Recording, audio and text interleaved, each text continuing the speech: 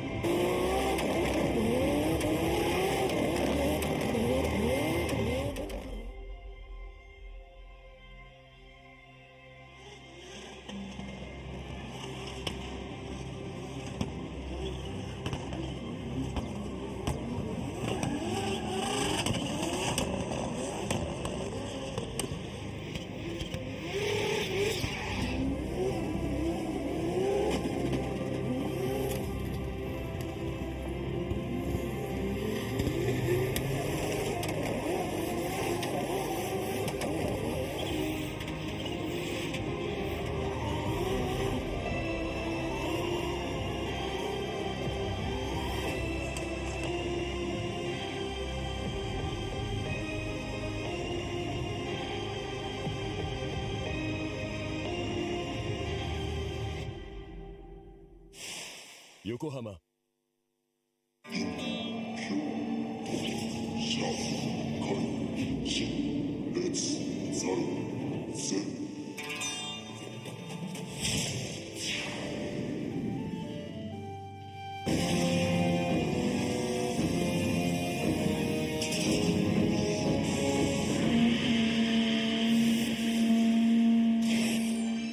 Ultimate lubricant.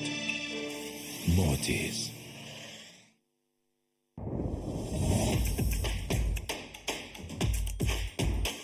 The brightness. Called brilliant.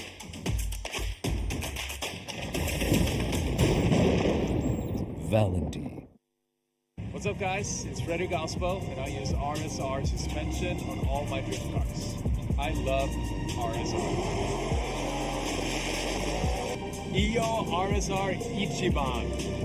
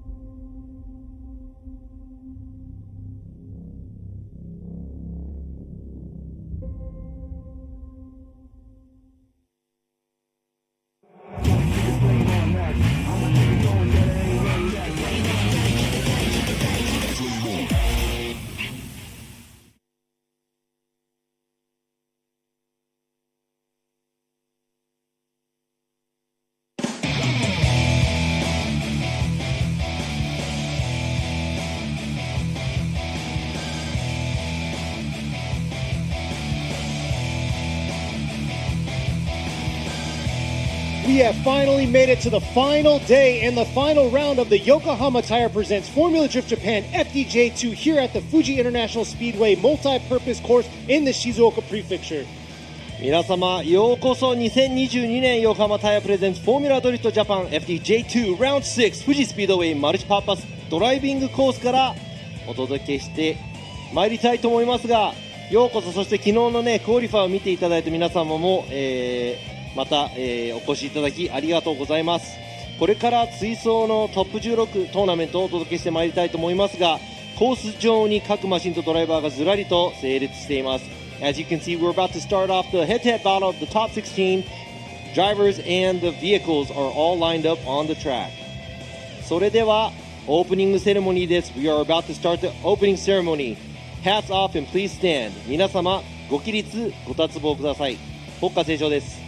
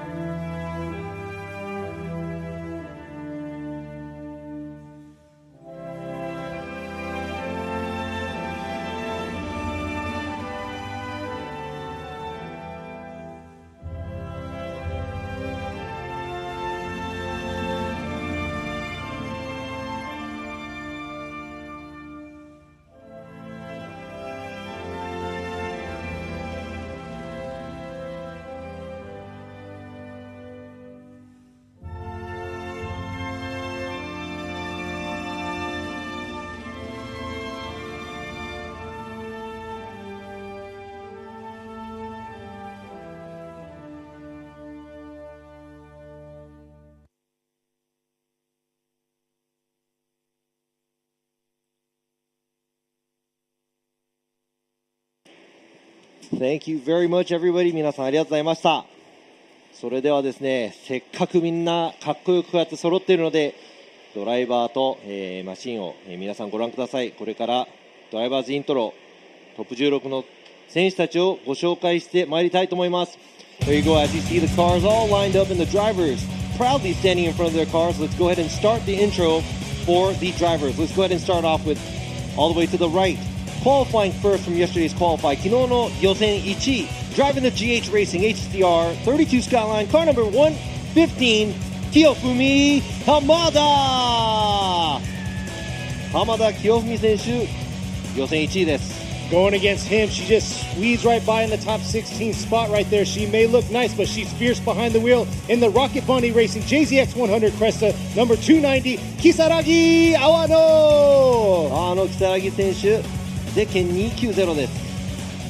The second battle of the top 16, qualifying 8th in the Impact and Hardcore Racing JZX 100 Mark II. He is car number 84, Shota Shibayama. Shibayama Shota 選手 JZX100. This is going to be an interesting battle. This guy's graceful behind the wheels in the Auto Garage SR33 Skyline number 220, Shinichi Ishizuka. 大会では珍しい33スカイラインの石塚真一選手。Going to the third battle of the top 16, qualifying fourth, driving the Team Ocean Plus S with M2 Evolution, currently leading the championship, car number 206, Yukio Matsui. 現在シリーズランキングトップ。ここでチャンピオンの座を守れるか。We'll see. He'll have to get past this driver right here, looking fierce with that fierce-looking body kit in the Murata Motors S15 number 32, Kazuya Ozeki. 大関和也選手、1戦目がチャンピオン、現在シリーズランキングトップとの戦いです。The fourth battle of the top 16, driving the Cos Power 180SX packed with a VR38, car number 840, Kazutaka Yamashita 山下勝孝選手、エンジン VR それ逆さまでしたよ。Going against him, he's got a fierce car. You've seen it before in the Pro Series, but here he is representing the Liberty Walk Racing Junior Yakiniku Momozo Midwest Motors MJC Sylvia S15 number 29 Takanobu Yamakawa. 山川貴信選手、桃蔵と書いてある T シャツです。Going into the fifth battle of the top 16, currently second in the points ranking. 現在シリーズ2位のドライバー driving the Horiuchi Factory S15 with the 180 front end, one via car number 270 陸斗Horiuchi 陸斗選手シリーズどこまで上がれるか。 Gunning to knock him out to get that podium. She's in the Heyman JZX 100 Mark II, number 168, Masayo Minowa. 箕輪正代選手、ベテラン女性ドライバー。Going to the sixth battle of the top 16, driving the TMS Racing Team BMW E92. Car number 37, Kenichi Nakamura. 中村健一選手、今回は去年まで FDJ のマシン。 This man right here, he's owned this car nearly 30 years. He's in the Tanematsu Thunderbird, number 72, Tomoharu Nishizaki. 西崎智春選手、この車両なんと30年近く持ってるという、すごいですよね。So the seventh battle of the top 16, driving the Wise Factory Eternal with Speedmaster S14. He is car number 870, Akihiro Hanawa. Hanawa Akihiro 選手、今年も活躍して FDJ2 に参戦しています。 This man's back at it, looking very aggressive during practice, here to represent the Harry's Autos with Big Kid Blocks Japan. R32 Skyline number 43, Harry Yoza. ヨザハリー選手、練習から結構熱い走り連発してました。Last but not least battle of the top 16, qualifying 6 in the Tsubasa Shokai with Hardcore HCR32. Podium before, and he's familiar with the podiums. Car number 283, Tsubasa Nagasawa. 長澤翼選手、髪の毛赤色対決ですね。 This driver right here wrapping us up. Look at that, rocking the same red hair. Who's going to get through into the grade 8? Number 16 in the red Ace Props S15, Kota Watanabe.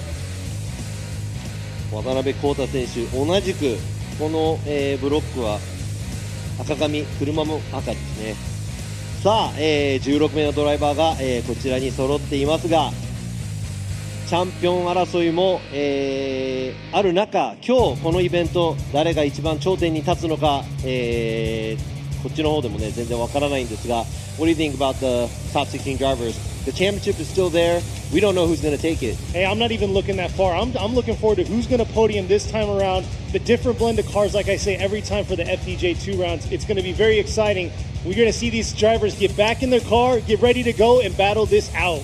さあ、ドライバーの皆さん用意をしていただいて熱いバトルを、見せていただきたいと思います。ライブストリーム世界配信、そしてこちらにいらっしゃっている方々のためにも、そして自分のためにも、熱い走りをお願いします。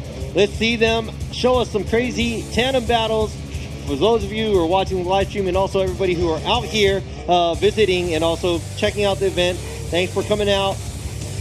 ということで続々と、用意の方ね、ドライバーの皆さんにスタートラインの方に着くために、第1つ目のバトルですね、ランキング、昨日の予選のランキング1位浜田選手対、16位のAwano選手が戦います。First battle is going to be the number 1 qualifier Hamada, and he's going to be going against Awano, who qualified 16. There you go, Liberty Rock Racing right there, rocking the 2J under the hood. It's not rotary, coming back around. There's a Team Impact JZX 100 Mark II. 今画面に映ってるのがね、チームインパクト、ハードコアの JZX100、そして続々と選手たちが今イントロを経て、スタートに戻っていきます。So they're all done with their intros, so they're just going back to get ready. So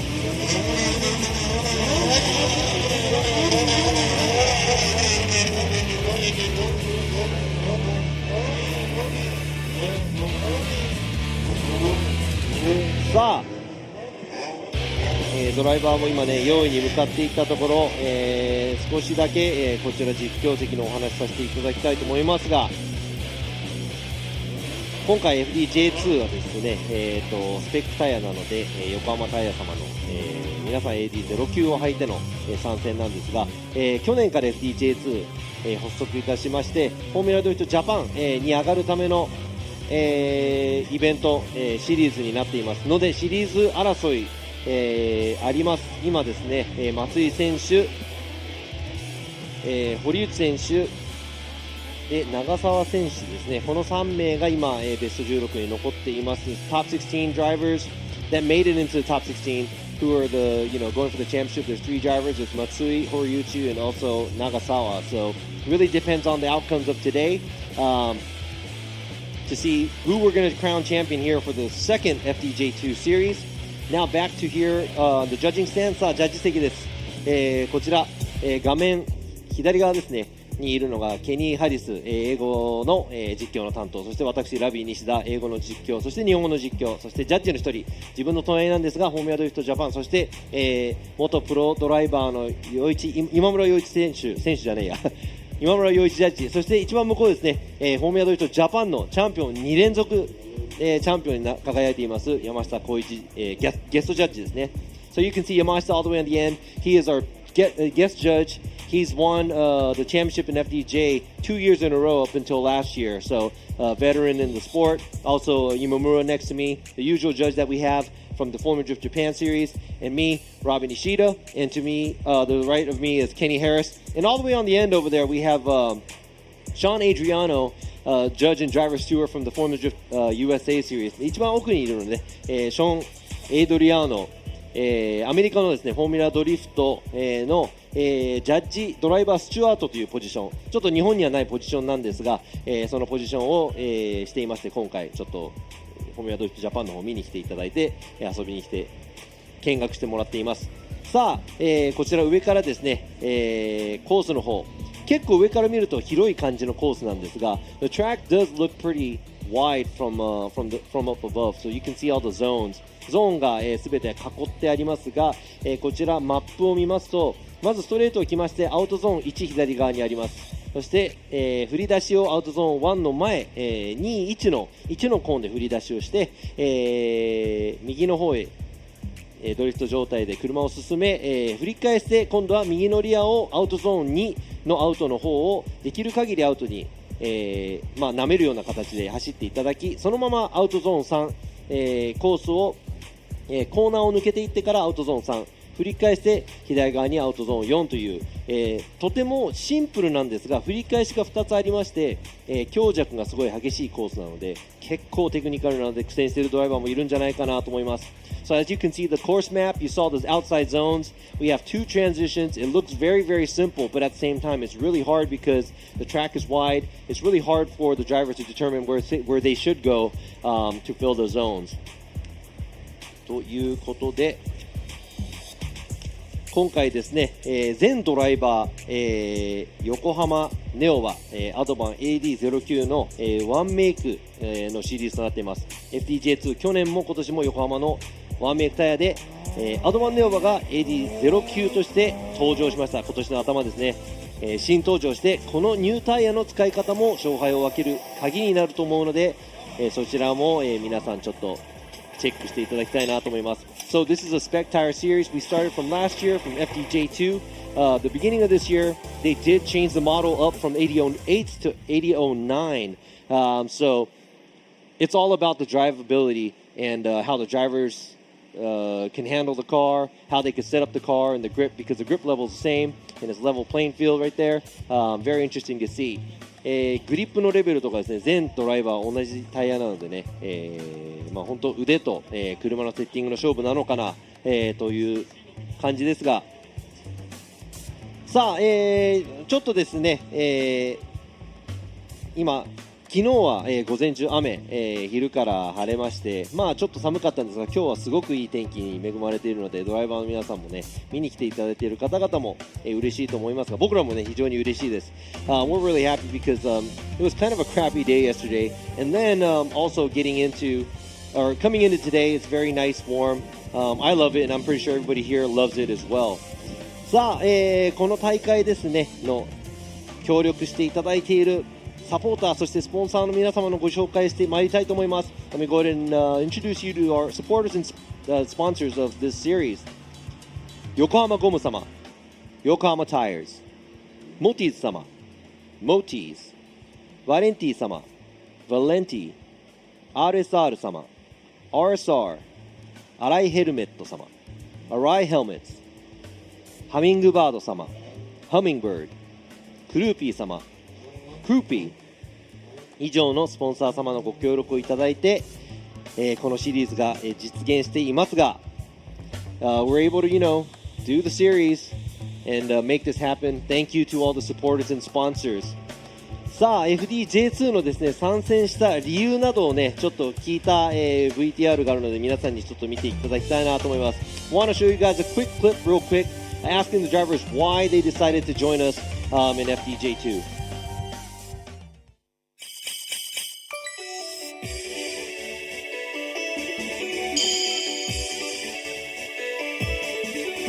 まあ来年はちょっと J1 フル参戦できるように頑張りたいと思います。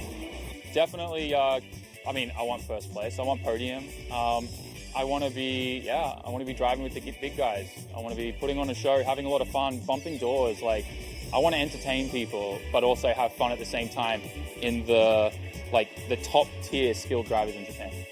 J2 のそのワンメイクのタイヤのカテゴリーも面白い。でも上の J フォーミュラドリフトの方にもチャレンジしてみたいっていう半々な気持ちです。もうロングビーチが世界の中心だと思ってるんであそこで走るのが目標です、はい、でもロングビーチのコースは壁がいっぱいあるけど怖くないですか？いやそこをなんとか克服していきたいですねということでですね、ロングビーチ、そしてねアメリカでも全線出れるように、阿野選手頑張っているのでこの先も、期待して見ていきたいと思いますので皆さん応援よろしくお願いします。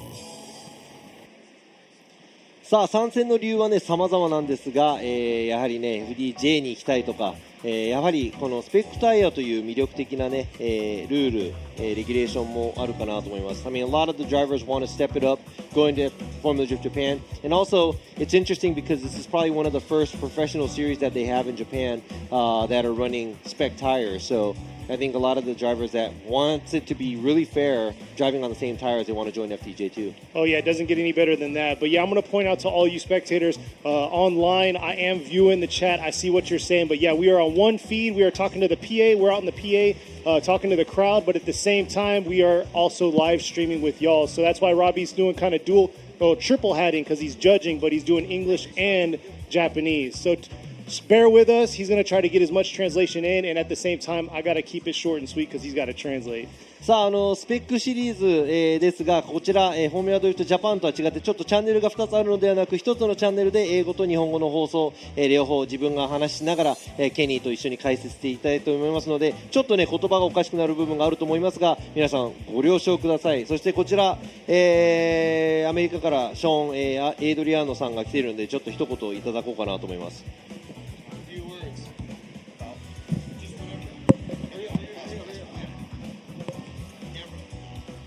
What's going on? Sean Adriano here, U.S. driver steward. So want to wish all the drivers good luck. A lot of talent out here, so looking forward to this. Thank you. Many words. No, I'm just saying. I'm going to go ahead and translate that. 今のね、ショーン、ドライバージャッジスチュワートがですね、一言ドライバーの皆さん幸運を祈ります。僕は日本の食べ物が大好きですと言っていました。I said he likes No, he Japanese didn't. food. Yeah. But yeah, so the most part, we're going to check out some commercials real quick, and after that, we're going to start the first battle of the top 16 to see who's going to solidify round 6 here at Fuji International Speedway multi-purpose course. さあ、もうすぐ始まります。皆さんこちらをご覧ください。フォーミュラードリフトジャパン。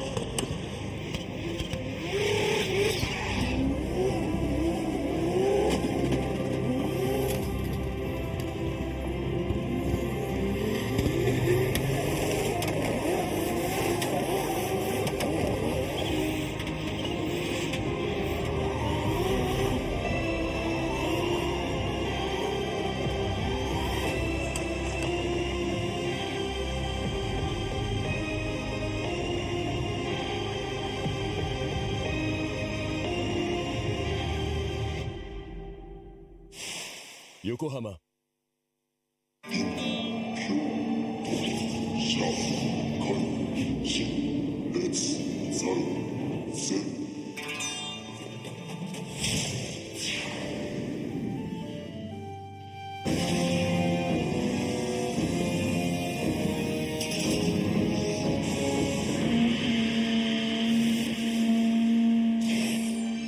Ultimate lubricant.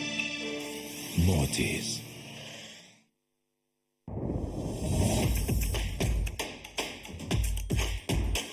The brightness. Calm, brilliant.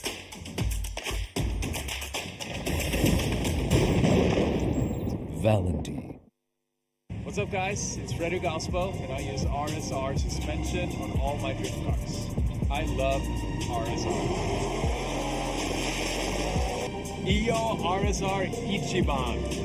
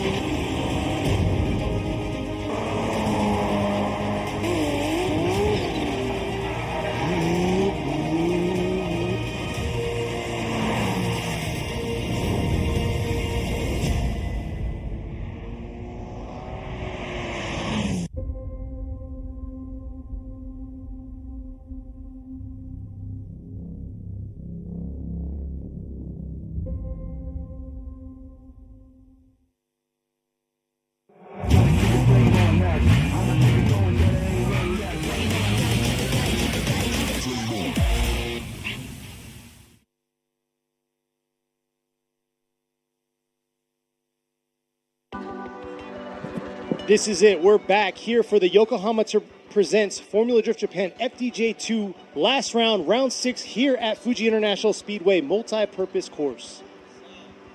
さあとうとうやってまいりましたファイナルラウンドです。2022年横浜タイヤプレゼンツフォーミュラドリフトジャパン FDJ2 Round 6富士スピードウェイマルチパーパスドライビングコースからお届けしてまいります。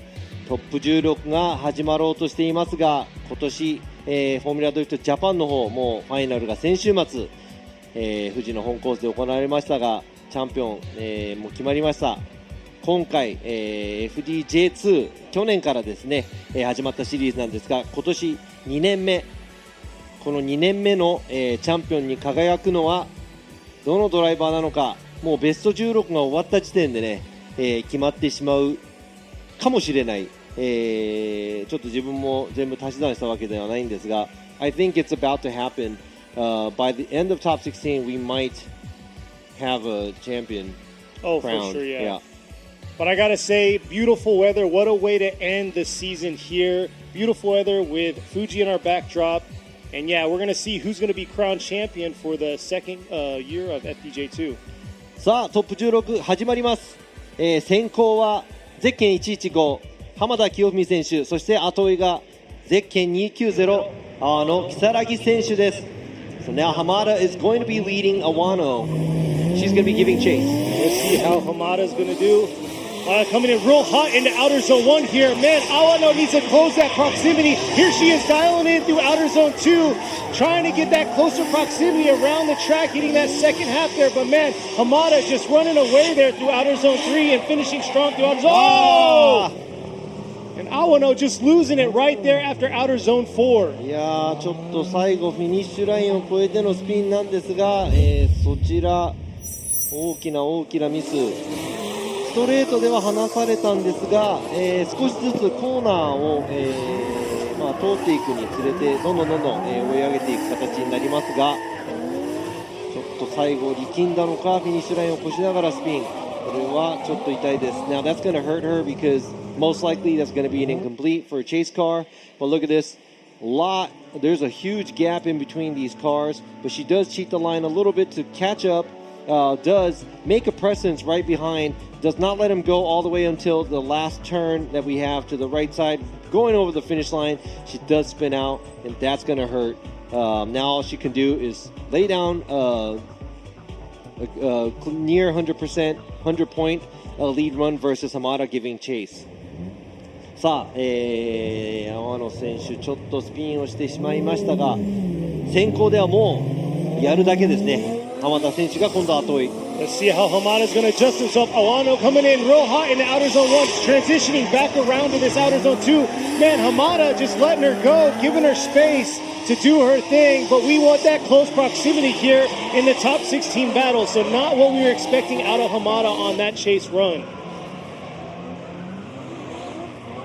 Wow, that was a good gap he gave her, and maybe he thought he's going to be able to reel her in. But that's not what we want to see. We do want to see something closer. If you do it too much, we will call that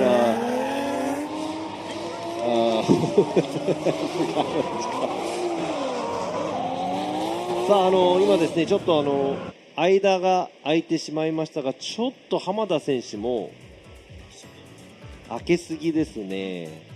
しかしですね、最後のスピンをしてしまった阿野選手を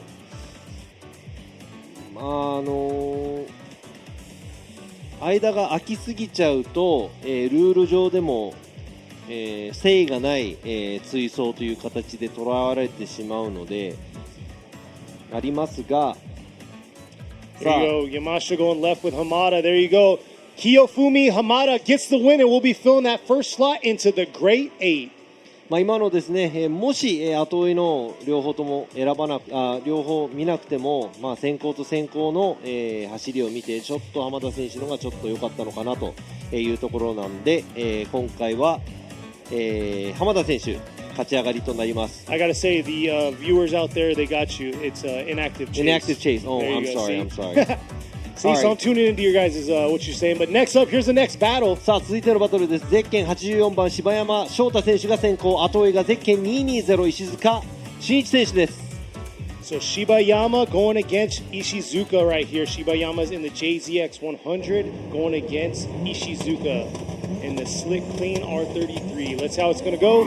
And like I said before, Ishizuka's a very, subtle driver. He kind of doesn't get too aggressive, but the driver he's going against is very aggressive right there. Completely sideways through outer zone 1, whipping back around into outer zone 2. Ishizuka just playing a little safe behind him, has to close that proximity. And look at that smoke trail behind Ishizuka around into the finish. いやー、柴山選手の先行いつも激しいですね。柴山 's lead run is always exciting to watch. Very exciting. で、石塚選手の方もね、あまり距離を与えずにいいところにいますが、ちょっとやっぱり角度だったり、ラインだったりが、ちょっと少ないかなというところなんですが、いい距離感で全体的に、柴山選手を追い詰めていっていると思います。So it looks like Shibayama does a great job as a lead, but Ishizuka also doesn't give him too much space. I'm not going to say he's matching the angle and line as much, or as the lead car is going, but Ishizuka did a pretty good job keeping up with Shibayama and keeping the proximity. Man, Shibayama was on another level though with his aggression. We're going to see how he's going to adjust himself to Ishizuka in the lead. And here you go, Ishizuka coming in. Looks like he's coming a lot more aggressive into that outer zone 1 right there. Oh, Shibayama dialing into this outer zone 2, getting right back on and taking a shallower line, but still able to keep that closer proximity right there around into outer zone 4, taking out both pylons there through that zone. Man, that was close right there. Ishizuka stepped it up another gear through his lead right here. いや今ですね、石塚選手いつもクリーンで、ぶれない走りをしているので、今回すごいエキサイティングな転向しましたが、I was very surprised right now because Ishizuka doesn't drive like that. That was very exciting. Yeah, he matched it up. And he filled all the zones. That's a huge thing right there. Yeah, so he did fill the lead zones run. as well. Yeah, that was a very solid lead run. So we'll see what the judges are going to make. Let me go ahead and see the replay. それですね、さっきの走行をもう一回。今ですね、今の走行のリプレイ流れていますが。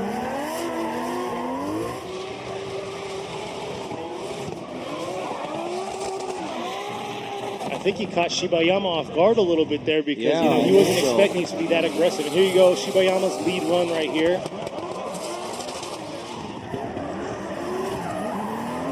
Ishizuka kind of struggled in that chase position on that outer zone 1 and dove in straight to outer zone 2. So this is going to be a number of things happening at the same time, but we're going to go ahead and pick one by one. 今ですね、いろいろちょっと確認した結果なんですが、いいところと悪いところが、悪いところっていうのをお互いのドライバーそんなになかったんですが、いいところが光ってますが、お互いに同じような感じなのかなという。And here we go. We got a one more time. Looks like we're going to have a one more time battle between these two drivers. さあ両者、3人のジャッジが3人とも one more time ということで one more time もう一度、この両者戦っていただきましょう。全体的に先行でもいいところ、後でも悪いところ両者同じような感じだったのでもう一回走ってもらいましょう。So like I said, it's pretty much close to even, both the cars leading and chasing, so we'll see them do a one more time. さあ続いてのバトル3つ目の、ベスト16の3つ目のバトルです。リード、先行のドライバーゼッケン206松井幸雄選手、その後を追うのがゼッケン32番大関和也選手です。Here we go, Yukio Matsui, he's our points lead right now. He's going to be in the lead going against Ozeki. Let's see if Ozeki can keep up with him. Look how aggressive Matsui is, but look at Ozeki right behind him, closing that proximity. Huge correction right there. Matsui definitely held off a little bit entering that outer zone 2. We're going to have to see the replay on that. 松井選手、シリーズランキングトップの貫禄のある、先行の走りですがちょっと後ろで、大関選手が戻ってしまいました。As you can see, there's a huge correction. He caught up a little bit too much. Had no juice to do a transition going into outside zone 2, and pretty much that's an incomplete for the chase car. And as the driver leading the championship right now, everything is really looking good for Matsui because I think if he wins here, he's pretty much the champion this year. Yeah, he's been very aggressive all through practice this morning, so this is kind of not phasing him. Here he is in the chase position this time. He can't let up. He still has to be actively chasing. Can't do that inactive chase that we close to saw last time. そうなんですね。今度は松井選手が後へ大関選手先行あまり、スペースを与えてしまいますとまた危うくなってしまいますが、さあ松井選手で勝ったらもしかしたらもうチャンピオン決まっちゃうのか。We are coming back around right here. Ozeki doing his thing, filling outer zone 1, swinging back around. Look at that, Matsui just keeping that same angle around right there. Diving a little bit on a shorter line though. Swinging back around here through the finish, but very aggressive on that chase position. さあ、松井選手ちょっとラインが小さいですが、かなりいい距離感で大関選手を追い詰めていっています。お互いのね、角度も揃えて振り返しも綺麗な場所で振り返しましたが少しね、アウトゾーン2の部分ラインがちっちゃいんですが、ラインがちっちゃくなった分その分、車が近く寄れたということをアピールした、松井選手の走り。大関選手も、先行の走りとしてはまずまずしかしやはりね、ずっと松井選手が後ろからプレッシャーをかけ続けているのでこれはもう決まっちゃうんじゃないのかなと思います。Yeah, it's going to be hard to turn around because Ozeki incompleted and his lead is okay, but Matsui taking the correct lines, a little bit shallower line outside zone 2, but also pressuring the lead car. Here you go, Yamashita going with Matsui. Imamura, there you go. Yukio Matsui will get the win and move on to the grade 8. さあ、このバトル勝ったのはゼッケン206松井幸雄選手おめでとうございます。そしてもしかしたらだけどもうここでシリーズチャンピオンが決まっちゃったかもしれないです。多分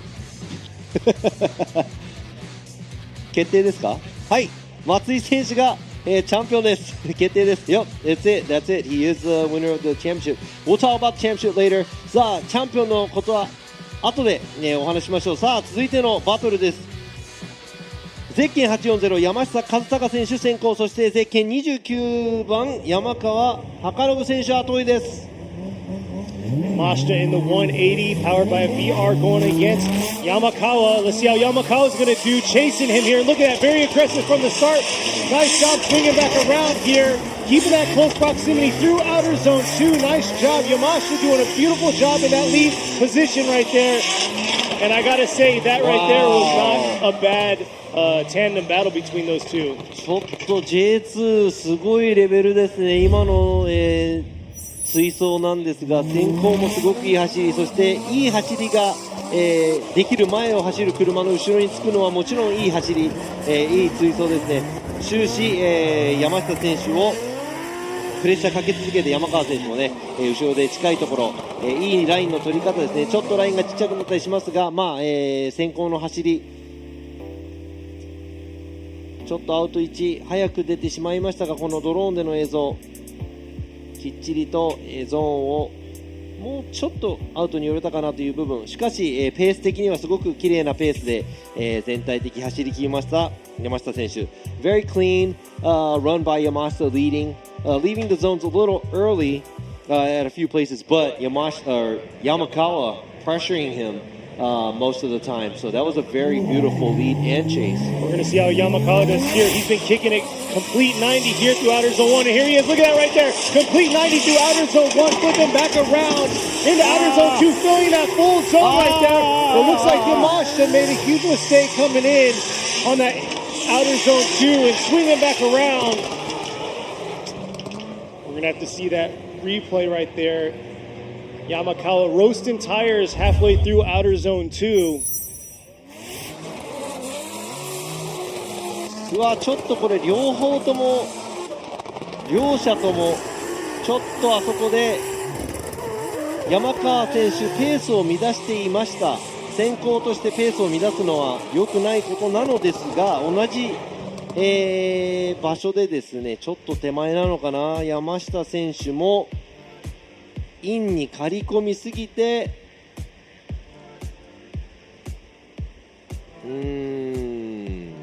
という感じですね。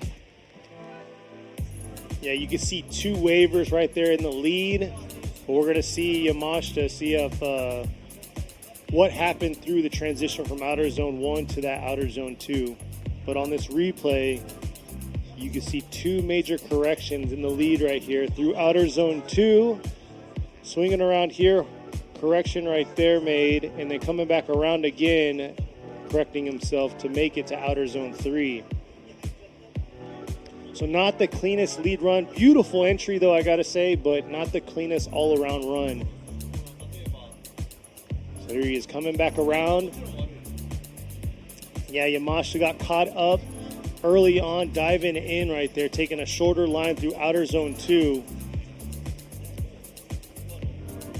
We'll see. This is the last battle on the left side, besides the one more time we're about to go back to. We'll see here.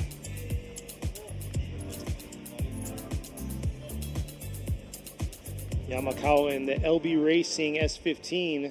All right, so now we were looking at what was the cause of both of the mistakes that the drivers made. 今の、両者、先行後追い両方ともミスをして、そのミスを誘ったのがじゃあどっちかなのかというところを見ましたが、ちょっと微妙にですね、山下選手もインに刈り込みすぎたところ、ありました。そして山川選手もアウトに寄り切りすぎてラインを修復して入ってこなきゃいけない部分ありました。So we are going to see a one more time battle between these two. I thought Robbie was going to explain that in English, and here he goes. さあ、今の、走りですね。One more time です。もう一回、戦っていただきましょう。で、今の、先行後追いの1本目の走り、先行も後追いもなかなかいい走りだったので、全てイーブン One more time ということです。We had to revert back to the first run where, because both of them were incomplete. as a second run, lead and chase. So we had to go back to the first run to see which one did a better job in the chase and the lead, and pretty much that was even. So we went with the one more time. And speaking of one more time, we're going back to the one more time battle between these two. さあ続いて、のバトルです。ワンモアタイムといえばこのドライバー2人、柴山選手先行、そして石塚選手後追い、これが2戦目、一番最初のはワンモアタイムとなって今2戦目ですね、戦っていただきましょう。We'll see if Ishizuka can match the same intensity he had on the lead right here in the chase position. Here he is coming around Shibayama in the JZX 100 Mark II, swinging around the outer zone 1. Nice job through that cell, swinging back around to this outer zone 2. Ishizuka taking a lighter line, a shorter line there, coming around to this outer zone 3. And very aggressive at the finish right there by Ishizuka. Wow.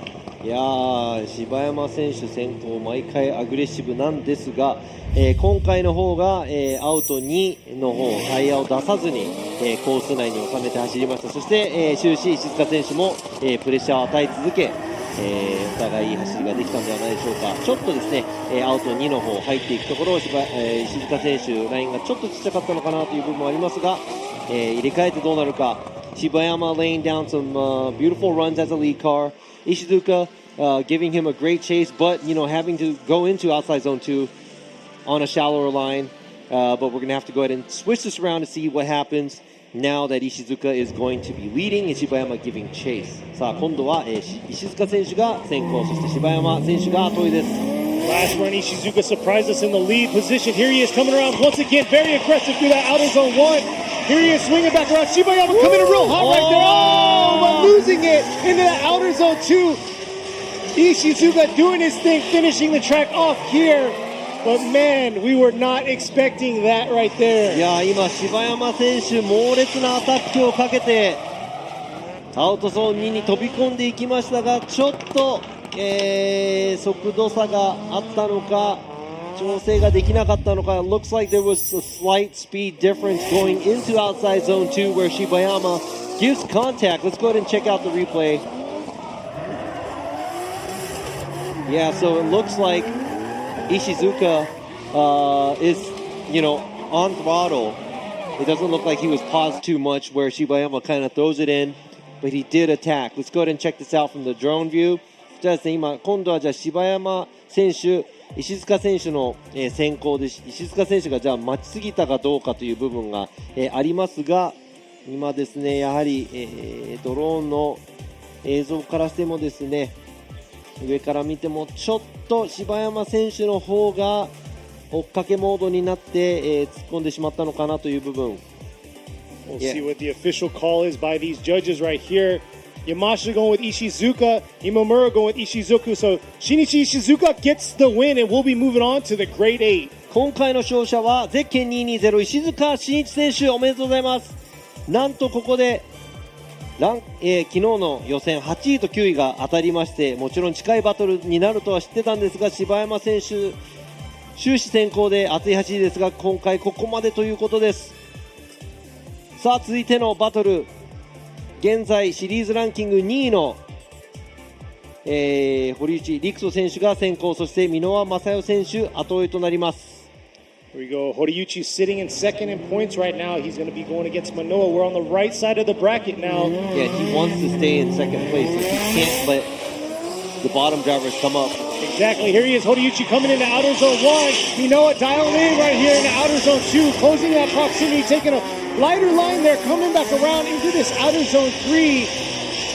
Nice job on that chase position right there. And man, Horiuchi almost missing that outer zone 4. なんか堀内選手の車最後の方ちょっと音が嫌な音しましたね。Horiuchi's car didn't sound good at the end.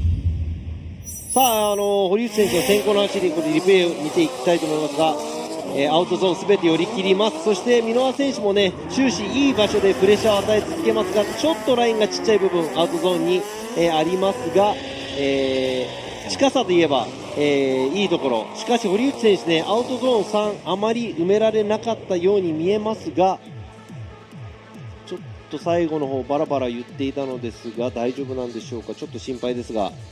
Yeah, it didn't sound good. His car didn't sound good coming off of the outside zone 3 to 4, but maybe there's nothing wrong with his car. We'll go ahead and see. A little worried about that, but. さあ続いて、箕輪選手が先行。堀内選手が後追いとなります。 Alright, tables are turned. Minowa's in the chase, or the lead, while Horiuchi's going to be in the chase. Let's see how he is going to perform here. Chasing down Minowa, coming around to outer zone 1. Minowa swinging it back around here through outer zone 2 early on right there. A little shallow on the outer zone 2, but man, Horiuchi doing his thing in that chase position right there. Swinging it back around. Oh, taking a wider line. Taking all pylons out by Horiuchi. さあ今のリプレイを、ご覧いただきましょう。箕輪選手、先行ではちょっと角度少なめの、エントリー、そしてアウトゾーンに埋めきれず、終始堀内選手後ろで接近。アウトゾーン3はですね、わあこれは堀内選手、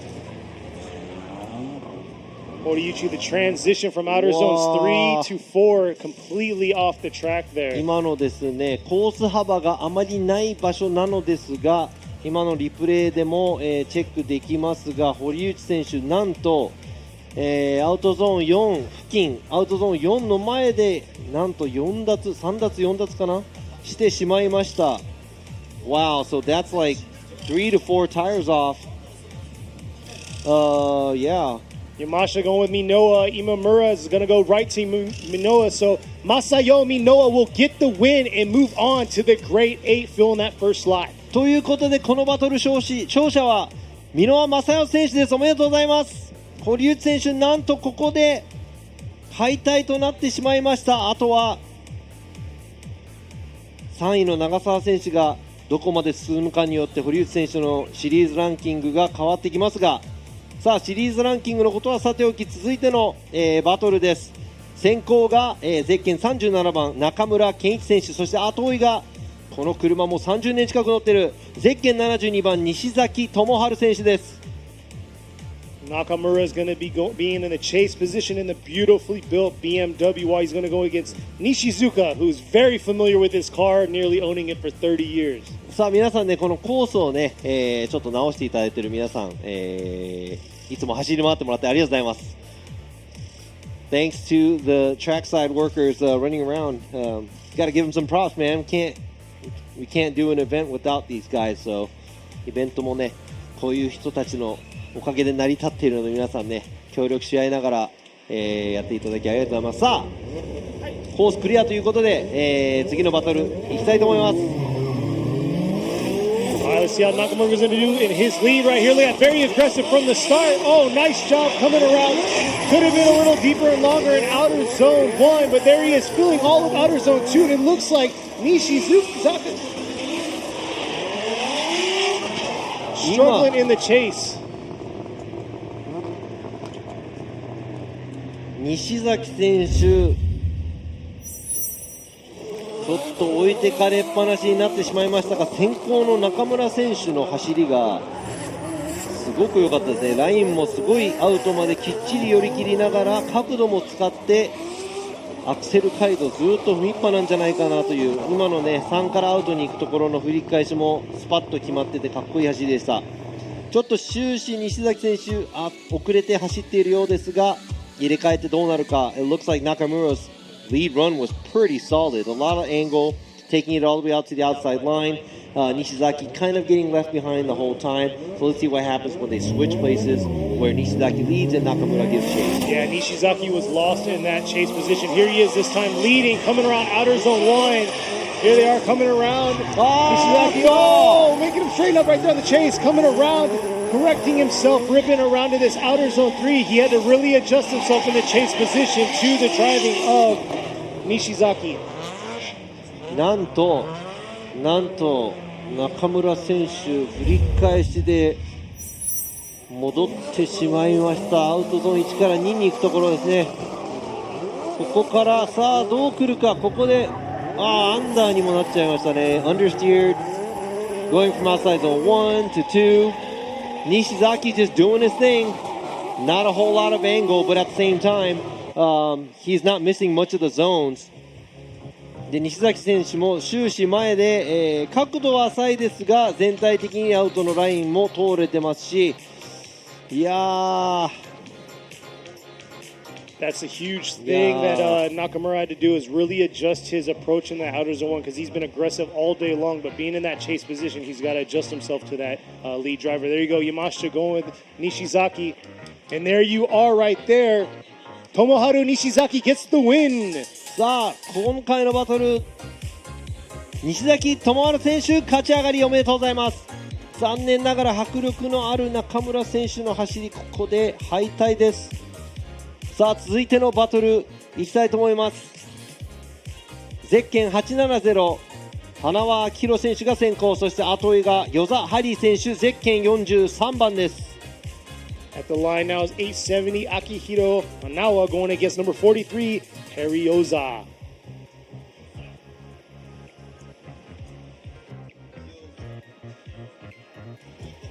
さあ、花輪選手もね、FDJ2 でも表彰台に立っている、ドライバー、そして与座選手も、鈴鹿のラウンドで表彰台に立っているドライバー、面白いバトルになるんじゃないかなと思います。They are approaching this outer zone 1. Nice job by Lee. Dipping a tire right there, taking out the pylon, swinging around this outer zone 2. Man, look at that. Hey, right there in the back. Oh, adjusting himself right there. Avoiding contact through that outer zone 2, swinging back around, but very aggressive in that chase position.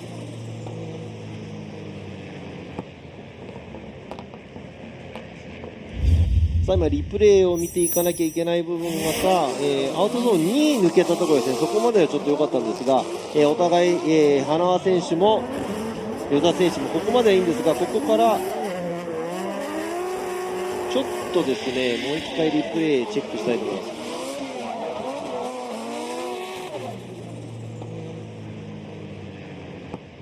す。See if we can get that drone footage of it, the overview. This time Yoza is going to be in the lead while Hanawa is going to be in the chase position.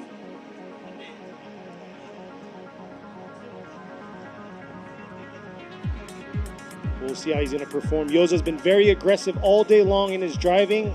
See if he can carry that through in the lead position, but Hanawa's got to give that solid chase.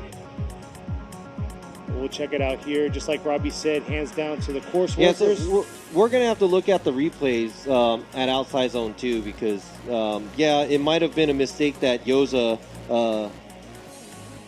did, and he looked like he had to correct himself, but I'd have to check out the replay after this next battle because it looked like Hanawa lifted after the outside zone 2 too, so I got to double check to see because that's an area where you have to be on throttle, leaving the zone, and that's what the chase cars expecting you to do. 今のね、戦いもう一回後でリプレイも見たいところですが、次の、入れ替えての、走りちょっと見て最終的に全て見終わったところで、いろいろ考えたいと思いますが、さあ続いて今度は与座選手が先行、そして花輪選手が後追いです。 Here we are. Yoza's going to be in the lead.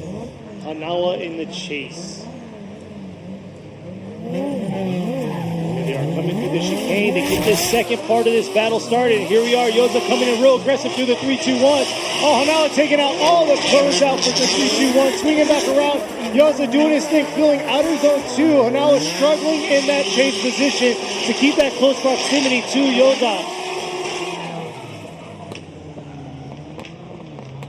さあ今の走行ちょっと花輪選手、角度を、まあもちろんね先行の車にも角度つけてもらいたいんですが、後追いなので先行の車に合わせる走り、ちょっと見たかったです。ここ、アウトゾーン2のところですね、ちょっと小さく、なってしまいまして、その後与座選手が、どんどんちょっと離していっちゃうような、ところです。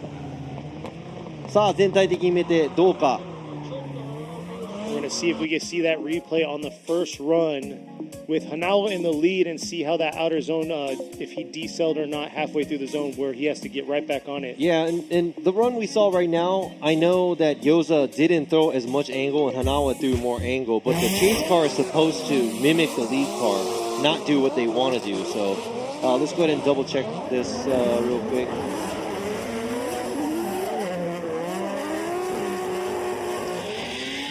Kind of hard to say right there. Looks like he was getting right back on it, leaving outer zone 2 to get to that outer zone 3. Going to be a tough call for these judges. We still got one more time battle back on the left side of the bracket. that we'll see shortly after this. And here we go right here, Yoza's lead run.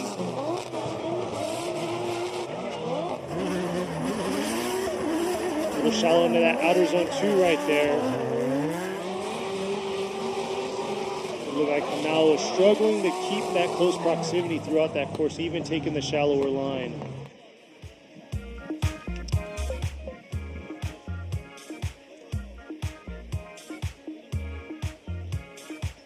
So we'll see. This is it, the final round of the FDJ2, the second season we've ran this. さあ、決まりました。So let's go ahead and the verdict is keeps the screen keeps. Is this our screen? Or is it everybody? No, it must be ours. さあ、 Here we go. We're getting a one more time. Looks like we're gonna have a one more time battle between Hanawa and Yoza. またまたワンモアタイムです。今のですね、若干どっちっていう部分ありましたが、後追いと、比べますと近いところでの後追いのミス、そして遠くでのミス、先行同じぐらいということで、まあ、同じような感じの、ミスが揃った、重さというか、が揃ったということで one more time になってしまいました。So talking about the lead to lead, chase to chase, both of the leads were alright, but the chase runs, one was further and made a smaller mistake. The other one was closer, making a big mistake. So we pretty much equaled that out. So that's going to be one more time. さあ続いての、バトル、先ほどの2つ目のワンモアタイムですね。山下選手先行、そして山川選手後追いです。Going back to our other one more time battle. Yamashita's in the lead right here, swinging back around. Early on getting in that outer zone 2 right there, but right there on his tail is Yamakawa. Oh, just losing it right there, leaving outer zone 2. No! 山川選手、ビッグミステイク。The huge mistake from Yamakawa. さあ今の山下選手、まあ予選の時から同じような感じで先行、アウトライン走っていきますが、ここで山川選手接近していったんですが、それがちょっとあだとなったのかわからない、大きなミスを犯してしまいました。さあこちらドローンから見ると近さがわかると思います。It's probably easier and obvious to see from the drone footage how close Yamakawa got right there. It's a major mistake. It didn't look like Yamashita was slowing down or anything. Yamashita doing his own thing as a lead car. Now we're going to see what's going to happen when they change places. さあお互いね入れ替えて今度はどんな走りになるのか。今度は山下選手が後追い、そして山川選手が先行です。So the tables are turned now. Anything can happen now. Yamakawa is going to be in the lead while Yamashita is going to be in the chase position. Here they are coming to the chicane. Yamakawa's got to throw a solid 100-point lead run. Look at that hard angle, almost reverse entry, coming back around. Yamashita holding on right there, swinging it back around, trying to close that proximity to him. And man, I got to say, Yamakawa is doing it for the fans out here, flicking that car back and forth. あれはですね、まあもちろんねかっこいいんですが、基本的にバック進入で入ってしまいますと結局あまり追走にならない、ような感じになってしまいますが、ちょっと止めすぎという、感じになります。しかし、かっこいい走り山川選手前でできたので、まあもうやるだけやる感じで投げたと思います。Yeah, so it looked like, look at this, more than 90 degrees. But that's pretty much a stall, and it looks really cool and awesome, but that's for demos, and we'd like to leave it that way because it's really hard to do a tandem behind more than 90-degree backwards entry. So, and there's the final verdict right there. Kazutaka Yamashita will get the win and move on to the Grade 8 and fill that last side of the bracket. さあ今回、2個目のワンモアタイム制したのが山下選手勝ち上がりおめでとうございます。山川選手残念ながら、ここで敗退となってしまいました。いつも熱い走り来年も期待しています。さあ続いてのバトル、最後から2番目のバトル、最後のバトルなんですがワンモアタイムがあるので実質最後ではありませんが、現在シリーグランキング3位、長澤選手先行、そしてその後追いゼッケン16番渡辺康太選手、Here we are. This should have been the last battle of the top 16, but we have one more time battle, and here we are. Nagasawa is going to be in the lead while Watanabe is going to be in the chase. Here they are leaving the chicane now. Nagasawa coming out real aggressive here through outer zone 1. Nice job. Watanabe's got to close that proximity. Here he is real deep into that outer zone 2 in the chase position. Coming back around. Keeping about the same proximity all through the course. さあ今の走り、長澤選手先行でなかなか、しかしですね、渡辺選手も後ろで同じラインを通っていきながら終始同じような、距離感で、走っています。さあこちら渡辺選手も同じラインを通って、後ろを通っていきますが、長澤選手ちょっとアウトゾーン3が甘かったかなというところ。Looks like Nagasawa doing his own thing, but leaves a little space at outside zone 3. Watanabe really doing a good job working on staying on the similar line as the lead car, where Nagasawa had to take a slightly small line at the outside zone 3, but Watanabe trying to fill the zones as much as Nagasawa does. さあ入れ替えて、どうなるか。渡辺選手が先行、そして長澤選手が後追い。So here you go, flipping the table here. Nagasawa is going to be in the chase while Watanabe is going to be in the lead. Watanabe's got to throw down here. Look at it right there early on. Nagasawa being aggressive right here, dialing it in right here in the outer zone 2. Lead car doing a good job, but man, look at that proximity all the way through around outer zone 3, flicking it back around to this outer zone 4 to the finish. Nice job in the chase position.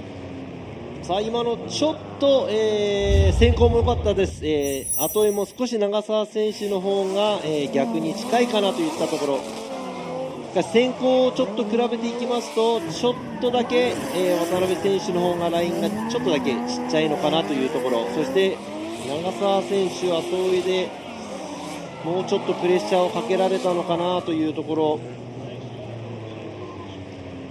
さあ結構近い、バトルだったと思いますが、That was a pretty close battle, and I do see Nagasawa taking a wider line, but at the same time, Watanabe taking the same line, and also Nagasawa getting closer, but at the same time, Watanabe is staying on the line, so this is going to be pretty close. これ結構近い、バトルだと思います。We'll see who's going to be victorious, or we might see a one more time battle. But there you go, Yamashita going with Nagasawa, and Imamura. There you go, Tsubasa Nagasawa gets the win. いや渡辺選手大健闘だったのですが、長澤選手が、勝ち上がりおめでとうございます。渡辺選手食らいついていきましたが、残念ながらここで敗退。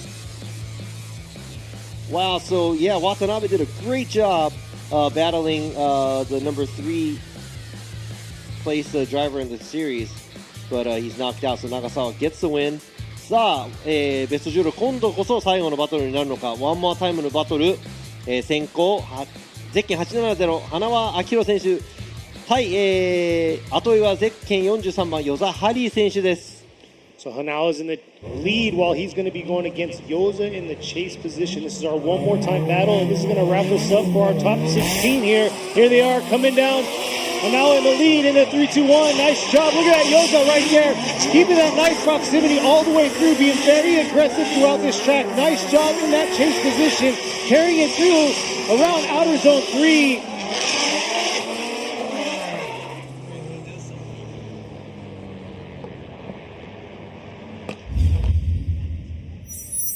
Not bad by Yoza in the chase. Very aggressive from the start. Let's see how he was in that outer zone 2. 与座選手、いいアタック。そして花輪選手ももちろん。花輪選手、先行でねいい走りなんですが、なんかアウトゾーン2の出口でちょっと面白い動きするんですが、与座選手終始いいプレッシャーをかけながら、走っています。Yeah, it looks like I don't know if he lets off or not, but that's what it kind of looks like. It almost looks like the smoke dissipates just a little bit right after that outer zone 2. ちょっとアウトゾーンに抜けたとこ、さっきの走行もそうなんですが、まあそこは、さておき、But here we are. Yoza's got to throw down a solid lead run here. さあ入れ替えて今度は与田選手が先行、花選手は遠い。 Both cars coming in very aggressive through that outer zone one. Full back around right there. Hanawa being just as aggressive as Yoza was in that chase. Yoza doing his thing right there, getting around to outer zone 3, flicking back to the finish here. Ooh.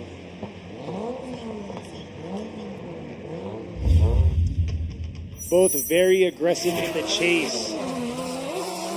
さあ今の先行、両方いい走り、もちろんですね、この与座選手アウトにバッチリ寄り切りまして、アウトゾーン3も埋めます。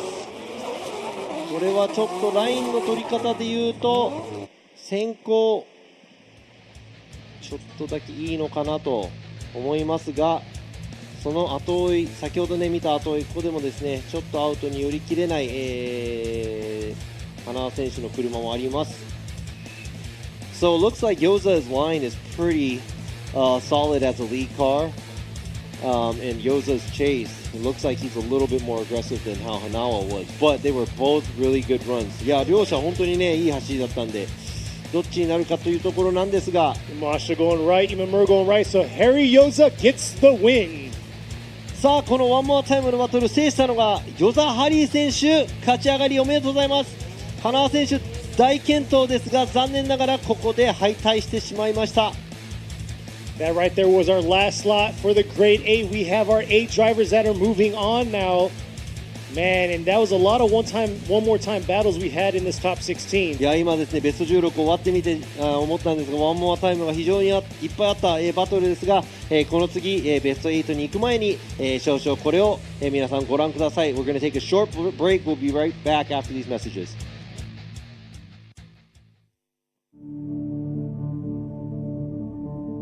フォーミュラドリフトジャパン。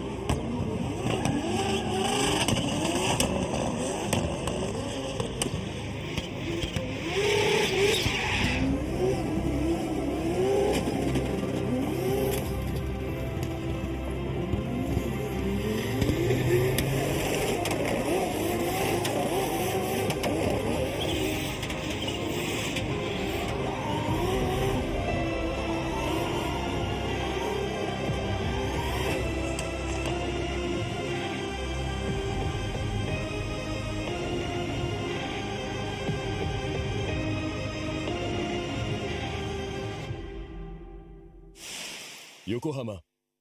フォーミュラドリフトジャパン。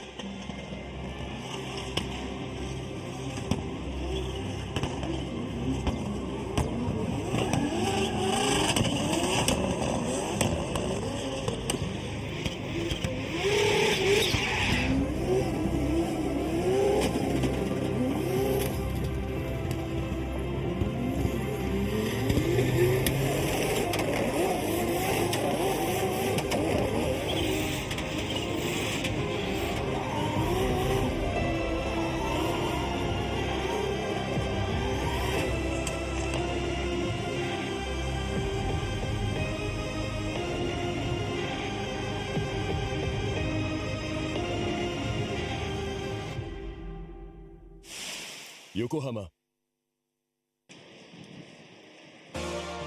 And we are back. We just finished the top 16. We're moving on to the grade 8 here for the Yokohama Tire Presents Formula Drift Japan FDJ2 Round 6 here at Fuji International Speedway Multi-Purpose Course.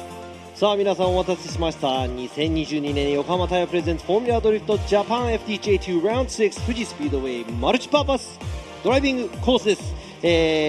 ベスト16がね、終わったところで今度は、Grade 8、ベスト8の方の戦い、この4つのバトルですね見ていきたいと思いますが、シリーズランキング、このラウンドが終わってから、誰がどうなったかっていうのをちょっと考えたいところなんですが、まずはこのラウンドの、勝者が誰になるのか、誰がなってもおかしくないなと思いますが、 We'll worry about the championship points later, but let's talk about today here, this round. Who is going to be crowned the winner of this round? I have no idea. The final round here, who is it going to be? Who's going to win this battle to move on to the final four? Is it going to be the 32 or the 33? さあ32スカイラインに乗るゼッケン115浜田清文選手、対するは R33 スカイラインに乗るゼッケン220石塚真一選手、どちらが勝つのか。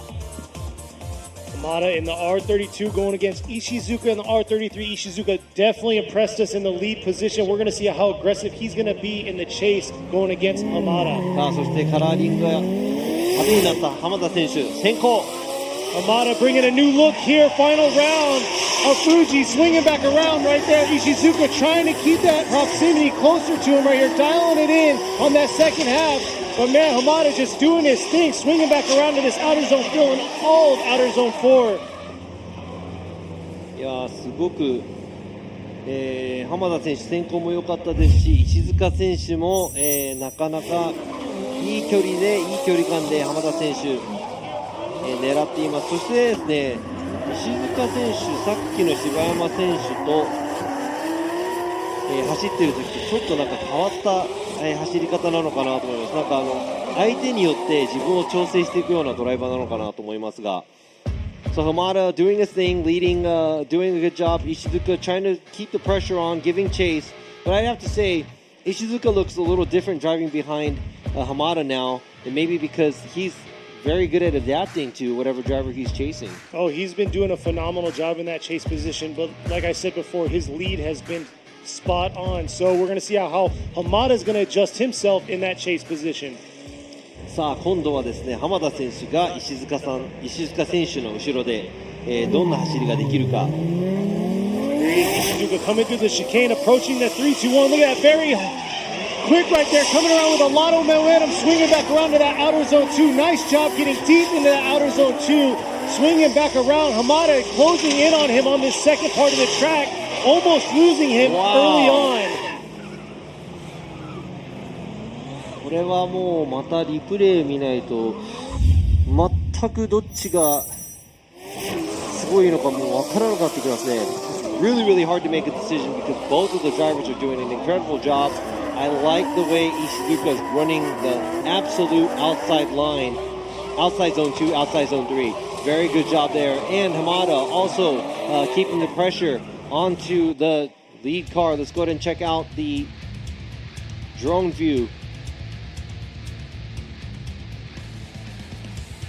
Right here, Hamada trying to keep the pressure on Ishizuka. Now Ishizuka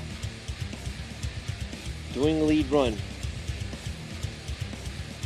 Yeah, other than outer zone 1, he did a phenomenal job in all the rest of the zones, but we're going to see what the judges are going to make on this first call to see if we're going to have a driver moving on to the final 4, or are we going to see a one more time battle between these Man, two? this is so hard. これは本当にね決めるのが大変なバトルなんですが、両者本当にいいところがいっぱいあってあんまり悪いところはなかったと思うんですが、 both of the drivers had really good parts and strong points in their runs. Not much of mistakes or not much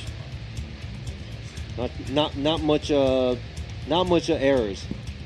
So we'll see here, waiting for the final call by these judges. Who will be moving on? beautiful weather out here in Japan. We got a good portion of spectators, got a lot going on here at Fuji. We went earlier, there's like a car meet also going on out here. So thank you to the spectators out there for showing up, but also thank you for being on the live stream, checking us out. I see your comments. I appreciate y'all all year round. You guys have been doing a phenomenal job sticking with us in the series itself. But yeah, this is the last round here for FDJ2. And who is going to be moving on to the Pro Series next year? FDJ2 is a feeder series into the Pro Series, so we're going to see who's going to be the next pro driver next year. さあ、ジャッジの方どういうさあ Looks like we got a one more time and another one. There you go. It's official. One more time while Nishida goes to Ishizuka.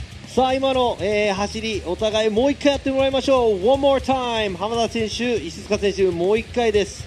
さあ今のちょっとワンモア、に決まりましたがちょっとだけね、自分の方が、石塚選手に入れましたがちょっとだけ先行が良かったんじゃないかなと思いましたがもうほぼ一緒だったんでねワンモアにふさわしい、走りだと思います。I thought Ishizuka's lead was a little bit better but it's worth the one more time, so I think the one more time is a good call.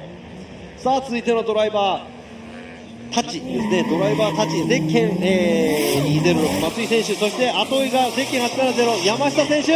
Man, Matsui coming in real hot right there. Very aggressive on his entry, swinging back around, feeling outer zone 2. Yamashita right there, closing that proximity early on, almost getting lost in that outer zone 2. But just saving it through that finish, almost over rotating for Yamashita. 山下選手これね、ジャッジパネルにいる山下ジャッジもヒヤッとするような山下選手のフィニッシュライン。さあこちら松井選手のもう1アウトから2に行くところの投げ込み方が素晴らしい。 The lead, Matsui throwing it in from outside zone 1 to 2. It's very beautiful. He does miss outside zone 3, but right there, Yamashita trying to play catch up, throws his car in outside zone 4, not spinning out. Very impressive. Let's go ahead and check this out. さあ上から見るとちょっと分かりやすいかなと思いますが松井選手1から2に行くところ迫力あってかっこいいんですがちょっと3が、ラインが浅いかなといったところそして今の、最後のところ、を通る部分なんですが山下選手、ちょっとね角度つけすぎましたがスピンしないで、通っていきました。さあ入れ替えてどうなるか今度は山下選手先行松井選手後追いです。Now let's see what's going to happen now that Yamashita is going to be leading and Matsui giving chase. Here we go. We got to see how Matsui is going to adjust himself to Yamashita. Coming around, Yamashita coming real aggressive right there. Missing a little outer zone 1 right there. Oh, Matsui taking a very shallow line through that outer zone 2. Completely missing the zone. And look at that. Yamashita just giving a smoke trail in that lead position. And Matsui taking all pylons out through the finish. いやーさあ入れ替えてどうなるか、思っていたのですが山下選手先行で熱い走り松井選手もできる限り近い場所で、追尾していたのですがアウトゾーンにちょっとラインが小さくなりすぎた。そしてアウトゾーン3から4に行くところコース2本タイヤを出してしまいましてちょっといただけない後追いの走りかなといったところ。Yeah, so that was kind of obvious because Matsui's lead was very excellent going from outside zone 1 to 2. Now his chase, he came in very close at outside zone 1, but he did have to take a very, very shallow line going through outside zone 2 and also 2 tires off at the outside zone 4 area. Oh, here we are, 2 judges right there. Kazutaka Yamashita will get the win. さあ今回勝ち上がりはゼッケン840山下和孝選手勝ち上がりおめでとうございます。 Man, taking out the overall points leader for the series right さ there. あシリーズポイントリーダー松井選手を下しました大金星。さあ続いてのバトルです。ゼッケン168箕輪正代選手後追いポジションそしてゼッケン、72番西崎智春選手が先行。 Masayo Minowa is going to be in the chase position this time, going against Nishizaki. We'll see how Nishizaki's going to do. I mean, 30 years of owning this car, he's definitely got to rip and make it happen. いや本当西崎選手もねこの車を、30年間もうね自分の体のように扱えるんではないかと思いますが He should be able to throw the car around just like I mean, it should be like nothing because he should be used to it. It should be part of his body. I don't know about all that. Robbie doesn't know too much about that. He kind of sells his pretty quick. Not his body, his cars. まあ僕もね30年間車なんて持ったことないです。3ヶ月がいいところなんで、3週間かな。Yeah, 3 weeks, 3 months, 30 years, no way. 今ちょっとコース清掃入ってますのでしばらくお待ちください。Give us a slight second. They are making sure that the track is all good. Make sure we don't have any debris, anything on the track to keep it safe. Yeah, so interesting thing about this track, this setup on the track, the center line where they're actually approaching, that's actually usually not driven on. So this is a whole different dynamic. This is the first time coming to Fuji for the FDJ2 series. そうなんです。こちらですね、このコース来たことない方いらっしゃると思いますが、この真ん中を通る、コースの作り方、実は、このマルチパーパスコースではあまり使われない部分、それを FDJ2、的に味わい深いコースにするために、この真ん中を使って、このアウトに寄っていくという、ちょっと珍しいコースを作ってみましたが、多分ね、難しいんではないかなと思いますが、走ってても楽しいという声も聞けたんでね、良かったと思います。Some of the drivers said it's a fun course, very technical but fun. But here we go. Here they are coming in to outer zone 1 right here. Minowa in the chase right there, coming back around to outer zone 2. Not the cleanest transition, coming back around. Minowa's got to keep that aggression all the way through to this outer zone 4. Whoa. 今走りもすごかったんですけど、コース終わったところのパイロンのホーンの動きがすごかったので、So looking back at this track、さあ今の走行を見てみましょう。ちょっとですね、やはり西崎選手、先ほどの走りもそうだったんですが、ちょっと浅めな感じ、車の余力を全て使い切るような形でしたね。それの後ろを、箕輪選手、ちょっと安全な、スペースを空けた状態、アウトゾーン2からですね少しずつ、近寄っていく形、そしてラインは、ほぼ同じところをトレースして走っていきました。で今度は入れ替えて、箕輪選手が先行、西崎選手が後追い。Now Minowa keeping the safe distance but starting to catch up after outside zone 2. Nishizaki leading, but same as his first run we saw, slightly shallow, probably putting down all the power he has out of this car. Yeah, it was very safe angle in the lead position. We're going to see how Minowa is going to do in her lead. So here she is coming through the chicane now, approaching the 3-2-1. There she is, filling outer zone 1. Oh, right there, losing it in the chase right there. Minowa doing her thing, swinging back around into outer zone 2. And this could be it for Minowa right here, finishing strong through outer zone 4 right there into the finish. And man, not the way that Nishizaki wants to finish. さあ今の、リプレイでもう一回アウト1の方確認していきますが、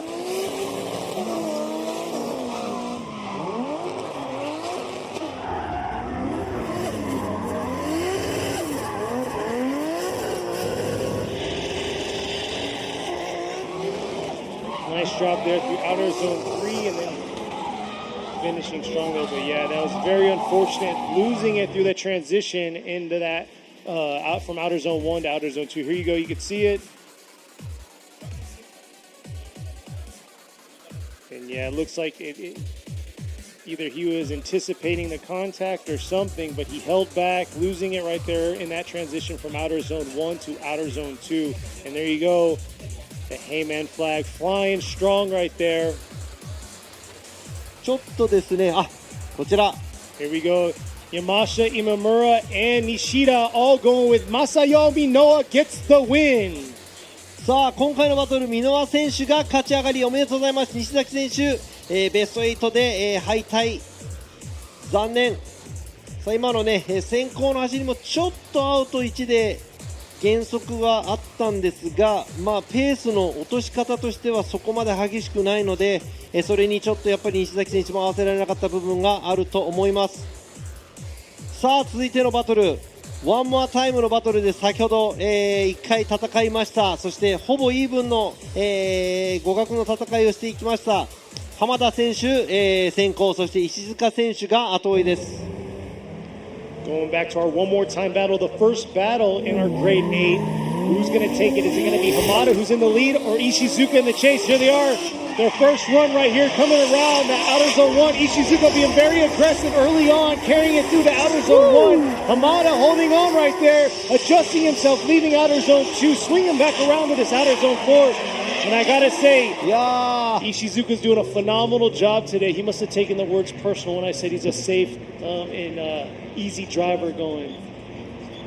今度はですね、またまた激しい走り両者、していきましたが、こちら両方のドライバーがアウトゾーンに、アウトの方を通っていきまして、アウトゾーン3も綺麗にトレースできました。そして石塚選手、ちょっとアウトゾーン3届かない部分がありましたが、こちら角度もいい、両者ラインもいいですね。ここでちょっと、離れてしまいましたが、ペースが変わった、部分が少しあったのか、今度は入れ替えて石塚選手が先行、そして浜田選手が後追い。That looked like, looking at the drone footage, it looks like there was a slight change of pace leaving outside zone 2 by Hamada, but a very good job filling the zones and a lot of angle throughout the track. Now Ishizuka falling back a little bit at the outside zone 2, not reaching all the way to outside zone 3. Let's have all that in mind and check out their next battle where Ishizuka is going to lead and Hamada giving chase. Said it before, Ishizuka's impressed us all day long, especially in the lead position. Hamada's got to realize he's got to pick it up here because Ishizuka's very aggressive today.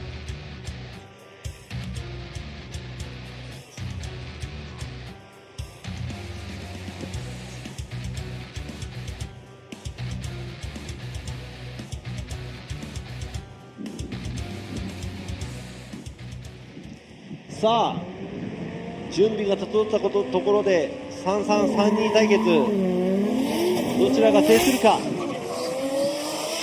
at that Ishizuka coming real hard right there. Look at Hamada right behind him, closing that proximity into this outer zone 2. Nice proximity through that outer zone 2 by Hamada right there, swinging back around through that outer zone 3. And man, what a nice tandem battle between these two drivers.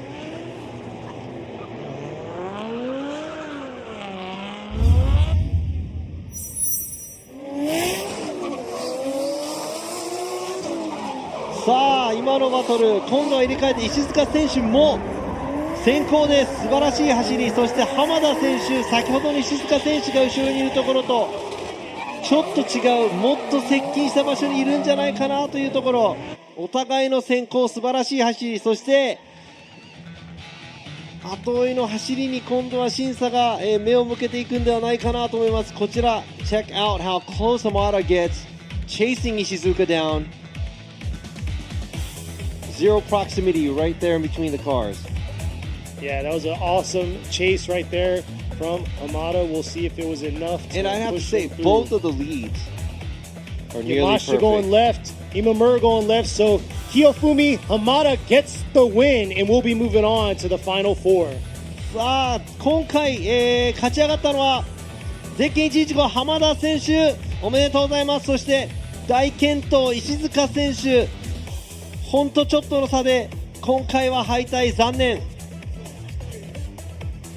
さあ、ベスト8最後のバトルとなります。先行ゼッケン283長澤翼選手、そして後追いゼッケン43番与座ハリー選手です。こちらも R32 スカイライン、両方4ドアか2ドア。So that's an R32 4-door, 2-door battle. Here we are. Let's see it right here. They battled it out in the first round. Here they are coming around outer zone 1. Nice job by the lead, swinging back around in outer zone 2, filling that zone. Yoza doing his thing right there. Keeping that close proximity, very aggressive in that chase, but a good chase is due to a solid lead. いやもう言うことないですね。長澤選手先行でいい走り、そしてその後ろ与座選手もプレッシャーをかけながら終始、近い場所で先行の長澤選手に、プレッシャーをかけ続けていますが、Nice push back there by Yoza, giving Nagasawa pressure the whole time, but also Nagasawa, a fabulous lead run. Looking at the drone footage here, ドローンの映像ですね。If I have to be picky, I think Nagasawa left outside zone 3 a little early, but other than that, very beautiful. 今ですね、細かいこと言い出したら長澤選手アウトゾーン3ちょっと早く出てしまいましたが、先行としては申し分ない走り、そして、その後を追尾する與座選手もなかなか、いい場所にずっとくっついて走っていますが、今度は入れ替えて與座選手が先行、長澤選手が後追いです。That was a good chase run by Yoza too. So right now it's all up in the air. I have no idea who's going to take this. Yeah, we're going to have to see how Yoza's going to do this time around in the lead, while Nagasawa's going to be in the chase. And here he is, Nagasawa early on, right there on him. Through outer zone 1, swinging back around. Almost like he's a little shallower there, but holding on through that outer zone 2. Swinging back around, Yoza doing his thing in the lead. And man, that's a tough call for these judges today. Woo! いやー、今ですね、両方を見て小さなミスを一つ犯しちゃいました。まあミスでもないですが、両方見比べてみますとちょっとどちらかの方がそこで勝っているという部分で多分、ジャッジの方を見ていると思いますが、こちら見てください。與座選手先行、綺麗。そしてここで長澤選手ちょっと後ろに回るのが遅かったのか、ちょっとインの方に巻き始めて、アウトに寄っていく感じでした。いやー、本当両者とも素晴らしい先行。そしてYamashita going right, Imamura going right, so Harry Yoza gets the win and we'll be moving on to the final four. さあ今回、R32 バトルを制したのはゼッケン43番與座ハリー選手、おめでとうございます。なんと、現在シリーズランキング2位に上がったかもしれない長澤選手が、與座選手、ここで敗退、與座選手が勝ち上がりとなりました。おめでとうございます。さあここまで振り返ってですね、ベスト4まで来ましたが、ラダーの左側は、予選、1位浜田選手対予選5位の山下選手、今度、右側ですね、ラダーの右側ですが予選15位のMinowa選手対予選14位の與座選手。 So looking at the ladder, to the left we got number 1 qualifier Hamada is going against number 5 qualifier Yamashita. The right side battle we have number 15 qualifier Minowa going against number 14 qualifier Yoza. It's going to be very interesting here.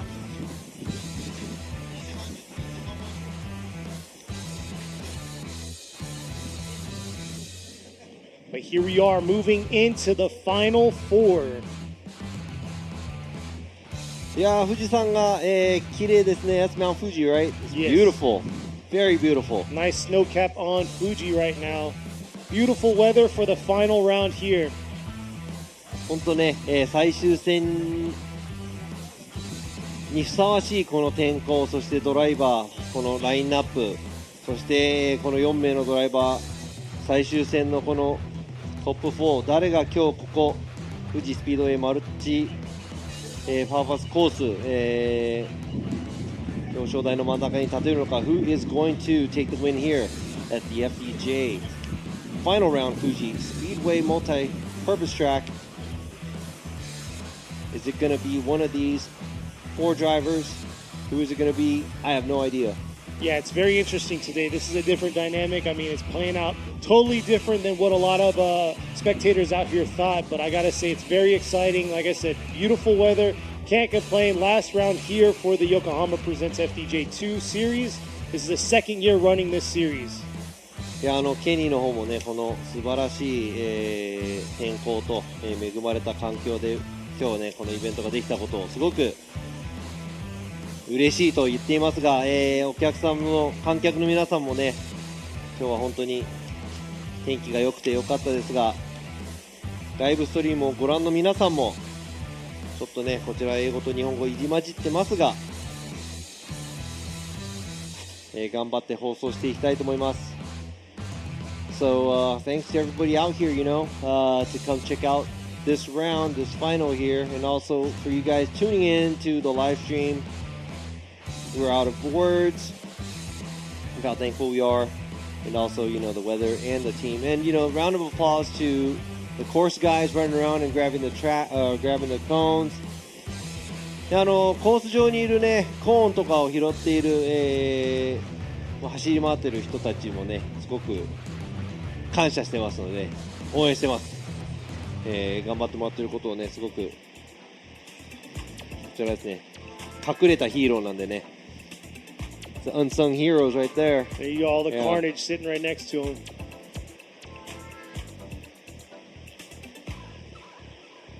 さあ今ですね、タイヤのウォームアップゾーンに、車両が行きそうな感じですが、looks like the cars are about to enter the warm-up area. I gotta say, so the spectators out there, if you didn't know, we started with 40 cars. Here we are down to our last 4 cars. Who's going to podium for this last round, the final round of FDJ2? At the same time, the viewers out there online, the schedule's out. Plan a trip, come check us out, see us live. We would love that. そうなんです。スケジュールの話をしていきますとね、もうスケジュール、来年のフォーミュラドリフトジャパン、そして FDJ2 の方、海外から来る方々も、日本旅行しながら FDJ 見に来るのもいいんではないかなと思いますが、日本のファンの皆さんもね、ぜひぜひ足を運んでいただいて、後でまた後ほど、スケジュールの方をお話しさせていただきたいと思いますが、いや本当晴天とは、このことだと思いますが、talking about a beautiful day, this is pretty much the perfect example for it because it's really, really nice. The temperature, the sun, everything, the wind. Yeah, it's picture perfect, but we'll see because next year for Fuji, we'll be here round 3, so it'll be like mid-summer time. All right, why are you bringing up stuff like that? Because it's such beautiful weather, so I just want you to think about that. いやでもね、来年もね、ここね、夏場に富士があるので、その時はちょっと暑いかもしれない。まあどこでやってもね、日本はちょっとね、蒸し暑い、国なのでしょうがないんですが、wherever we do it at, it's gonna be humid in during Japan that time during of the the year, summer. yeah. Yeah, so that's that. But you know, the driving is gonna be on par. It's gonna be great to see. ドライビングのドリフトの方はですね、暑いとか。そういうのありますが、走りは冬でも夏でも暑いと、言ったところですが、さあ、スタートラインにもタイヤのウォームアップをして着いたところです。Looks like the warm up is done and the drivers are at the start line and the start gate. さあ先行は、昨日の予選1位ゼッケン115浜田清文選手、そして後追いは昨日の予選ゼッケン5位ごめんなさい、昨日の予選5位ゼッケン840山下和孝選手、後追い。Yamashita's in the chase, Hamada's in the lead, Hamada qualifying first. Oh, Yamashita coming in real high in that chase position, adjusting himself to get back on it here through outer zone 2. Coming back around, Hamada doing his thing in the lead. A nice job filling right there to the finish. ちょっとですね、先行も後追いも少しずつミスをしたみたいですが、進入で後追いの山下選手ちょっと振りすぎたところ、追いすぎすぎちゃったのかなといったところ、そしてアウトゾーンに、先行の車両浜田選手の車両ちょっと早めにアウトゾーン2を出てってしまったかなという、ところですね。あとは両者、素晴らしい走りだと思います。さあ入れ替えてどうなるか。ドローンの映像 looks like Yamashita gets a little too aggressive at the outside zone 1, pitches the car a little too hard, as a chase car. The rest of the run looks very beautiful, but at the same time Hamada as the lead car, I would have to say the only mistake he makes is at the exit of outside zone 2. He leaves the zone a little too early. Now let's see what's going to happen when they switch places. 入れ替えてどうなるか。走りを見ていきたいと思います。今度は山下選手が先行、そして浜田選手は後追い。Yamashita's in the lead this time while Hamada is going to be in the chase. Let's see how Hamada's going to adjust himself to Yamashita's driving. Here they are approaching the 3-2-1. Hamada early on, right on his bumper, swinging back around. Got to catch it back and close his proximity to him. Yamashita doing his thing, filling outer zone 2, swinging around the outer zone 3. Look at that smoke trail swinging into this finish right here. Nice strong finish by Yamashita.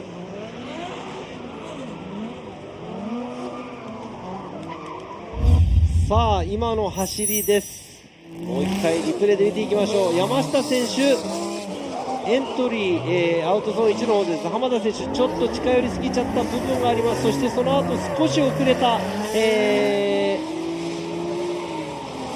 浜田選手ちょっと置いてかれちゃった部分がありますが、山下選手先行でアウトゾーン、全ていい走り、綺麗に走り切りました。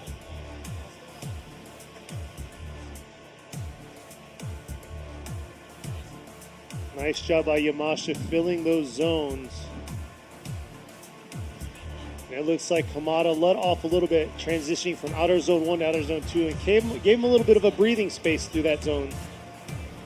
So we'll see what the judges' call is going to be. Who's going to make it to the finals here? Very interesting right here.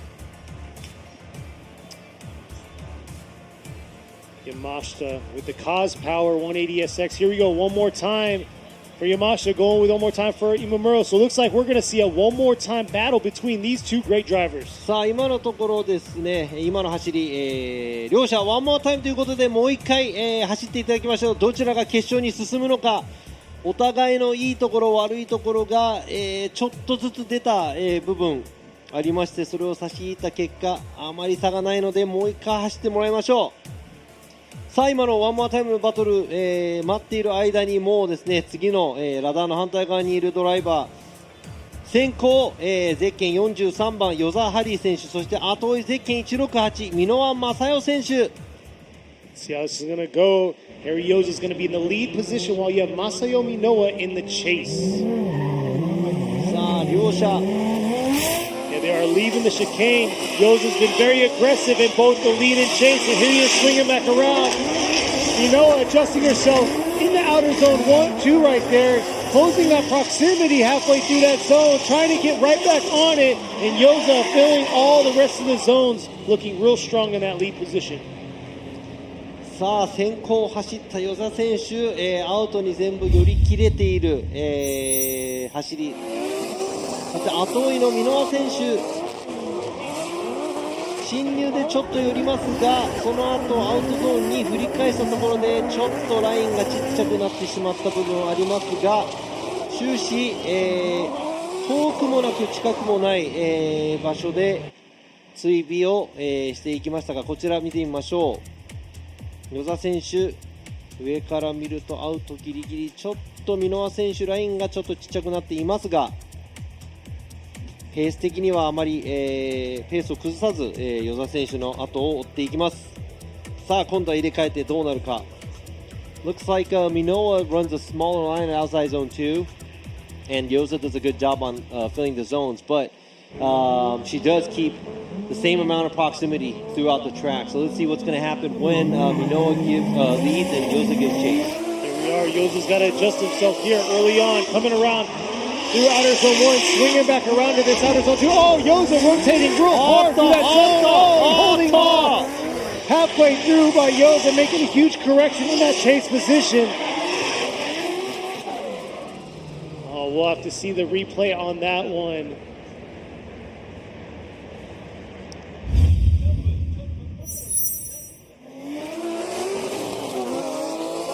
We'll see the transition by Yoza here.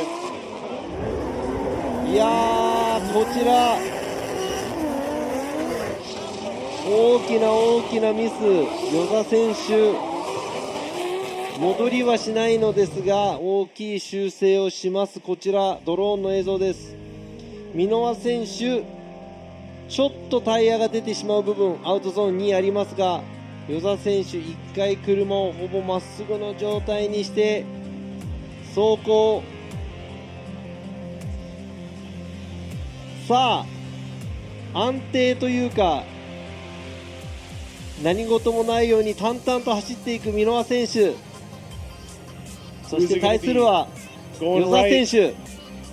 There you go. Masayo Minowa is going to get the win and move on to the finals for the right side of the bracket. さあ決勝戦に一番最初に駒を進めたのがゼッケン168箕輪正代選手、おめでとうございます。残念ながら与座選手ちょっとミスを犯してしまった。ここで敗退ベスト4。予選の順位でいくと与座選手残念ながらここで4位確定となってしまいました。 Who will she be battling? Is it going to be Hamada or Yamashita? さあ箕輪選手も、決勝進出が決まったので、こちら浜田選手、山下選手どちらと戦うのか。先ほどのバトルワンモアタイムとなったので、浜田選手と山下選手の戦いこの後見ていきたいと思いますが、 We're gonna have to see who's gonna win, Hamada or Yamashita. Minowa has already made it into the finals, so let's see who is going to make it and join her in the finals. You can see her rolling back into the pits. Everybody cheering for her. Big fan base for the Heyman team. And you can see right there the flag waving. さあ、箕輪選手の応援団もですね大喜びで、箕輪選手今ピットの方に戻っていきますが、ちょっと時間が空いてからすぐに浜田選手または山下選手との対決が待っています。さあこちら黒とピンクの車両、箕輪選手、Minowa's vehicle, female driver, of course she has a pink mixed in the black. Teams look happy. Shaking hands、握手などしていますが喜びを隠せない状態でしょう。さあ今、決勝戦に向けての用意をこれから、チームで行うと思いますが、その中こちらワンモアタイムのバトル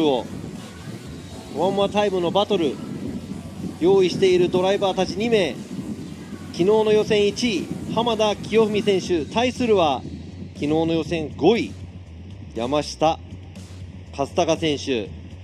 もうこのバトルさっきのワンモアを見ての通りなんですが、どちらが勝ってもおかしくない。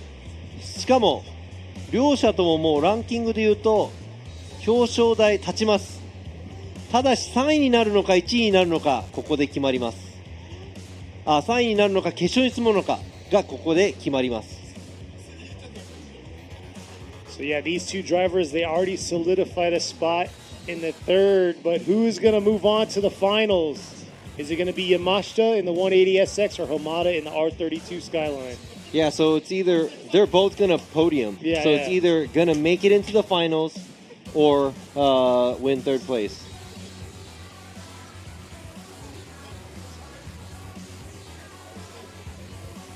So we'll see here. Looks like they're pulling up to the line now, ready to go. Hamada in the lead. Hamada been doing a phenomenal job all weekend, solidifying that first qualify spot, going against Yamashita here. さあスタートにつきました。決勝に進むのはどっちのドライバーか。浜田選手先行、山下選手は遠い。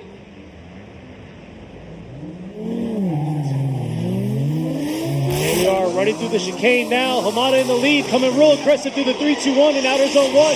Yamashita holding back just a little bit, dialing it in here through outer zone 2. Look at that proximity all the way around. That's what I'm talking about. That is a one more time battle right there for y'all. Checking this out. Nice transition and a strong finish by both drivers. いや今のすごい近くで良かったんですが、浜田選手いつも通り前を走っていて、山下選手ち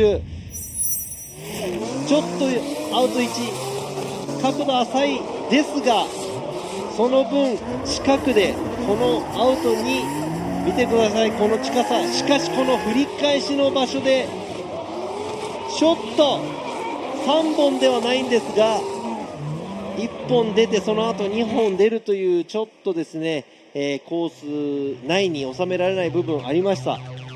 こちらドローンの映像で確認するとよくわかるんですが、このね、追尾する追走の近さ、もうちょっとアウトに寄れれば良かったんですが、こちら、振り返す前でですね、ちょっとタイヤ脱輪何本かしてしまいましたが、もうですね、山下選手前を、自分の走りをするのみ。そして浜田選手後ろからどれだけプレッシャーをかけられるか。Yamashita made a few mistakes,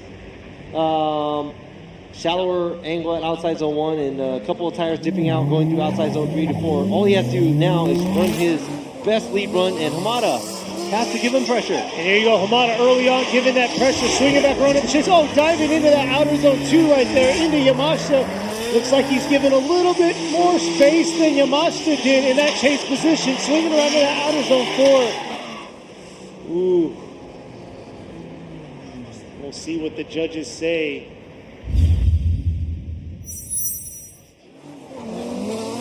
Early on right here, you can see Hamada being very aggressive, but then giving a little bit back on him halfway through outer zone 2. While Yamashita just did his thing, filling outer zones 3 and 4 with a strong finish. Who is going to be battling it out against Masayo Minowa? Is it going to be Kiyofumi Hamada, or is it going to be Kazutaka Yamashita?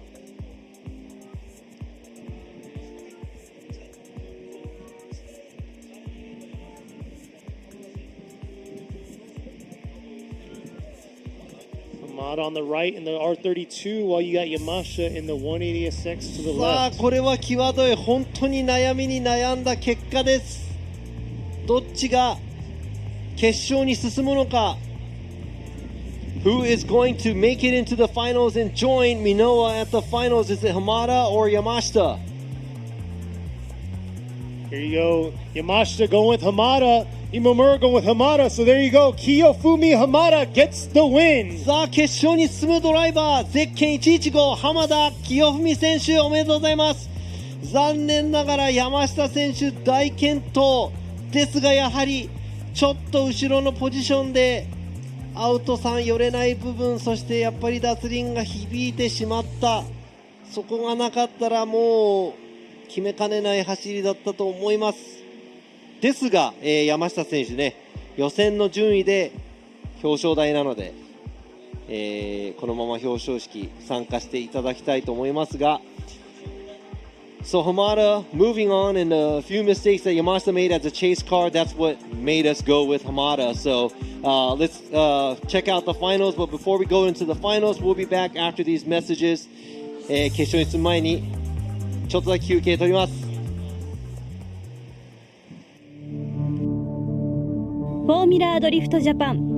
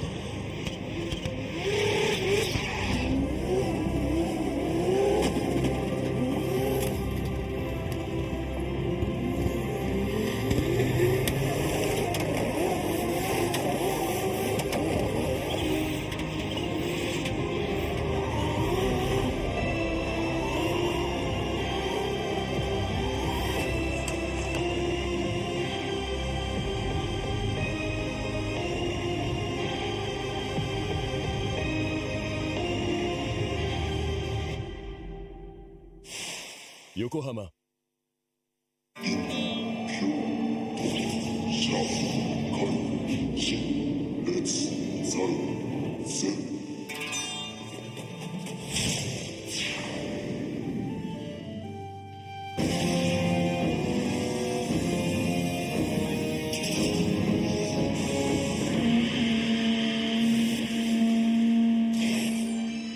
ultimate lubricant.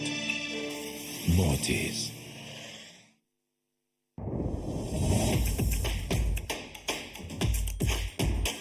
The brightness. Calm, brilliant.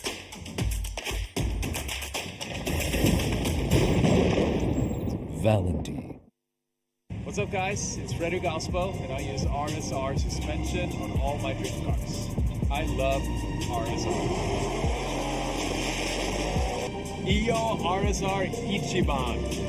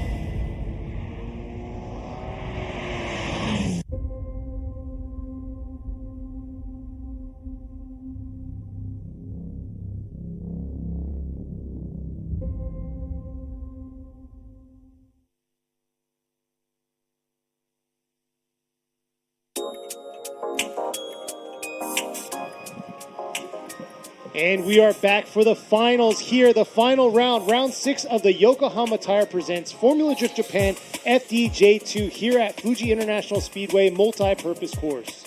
さあいよいよ、やってまいりました決勝戦です、ここ2022年横浜タイヤプレゼンツフォーミュラドリフトジャパン FDJ2 ラウンド6富士スピードウェイマルチパーパスドライビングコースでのいよいよ決勝ファイナルとなります。そして決勝のドライバー、こちらですね、昨日の予選1位、通過の浜田清文選手、そして昨日の予選なんと15位通過、堀内選手、西崎選手を破り、そしてベスト4ですね、与座選手も破り、なんと箕輪正代選手が決勝戦まで、勝ち上がってまいりました。お互いのドライビングですね、淡々と走る箕輪選手対激しく走る浜田選手、この決勝でどんな、対決になるのかとても楽しみです。I'm looking forward to it because Hamada qualified first, Minowa qualified 15th. She beat Horiuchi, which qualified second, Nishizaki, who beat the 7th qualifier, and Yoza, who qualified higher than her too, made it all the way to the finals. Now, she drove very, her driving style is very simple and calm, and nothing sporadic and crazy, but she does not make any mistakes. Versus Hamada, very exciting to see in driving, which can cause mistakes. Now, what's going to happen here at the finals? Exactly. She's been very consistent all day long. Let's see if she can keep that consistency through this final here going against Hamada. But like you said, Hamada can throw a wrench at you with aggressive driving and hard entries that he has.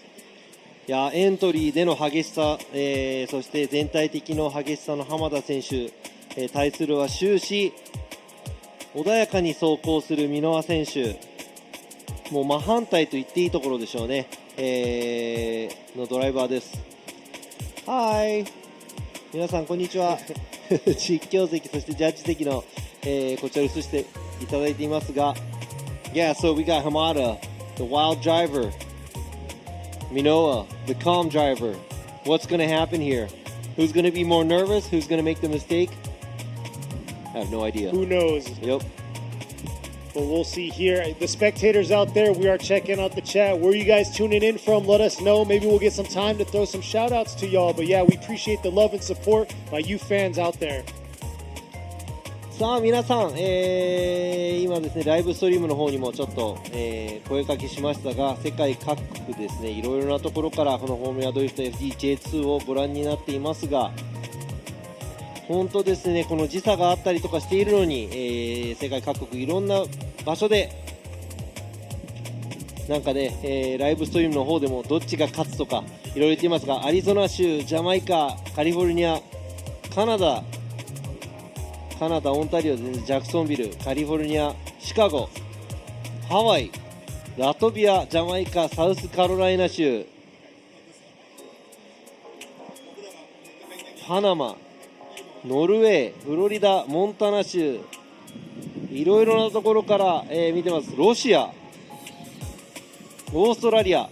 So all over a lot. Yeah, thanks the for world. tuning in. Yes, thank you. And yes, I got a highlight right here. You can see Hamada coming out with new livery, the final round here. ご覧の通り浜田選手ね、SNS でも、書き込みしていましたが、この、もっとねプレーンでピンクだけだった車両がね、かっこいいデカール、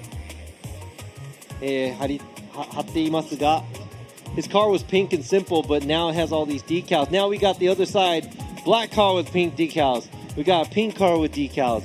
さあ、これは何？ピンク対決になるのかな？決勝戦。It's going to be the pink car battle of these two drivers. さあ、スタートラインについています。ドライバーお互い、決勝戦。泣いても笑ってもこれで FD-J2 最終戦の最後のラウンド、最後のバトルとなるのか。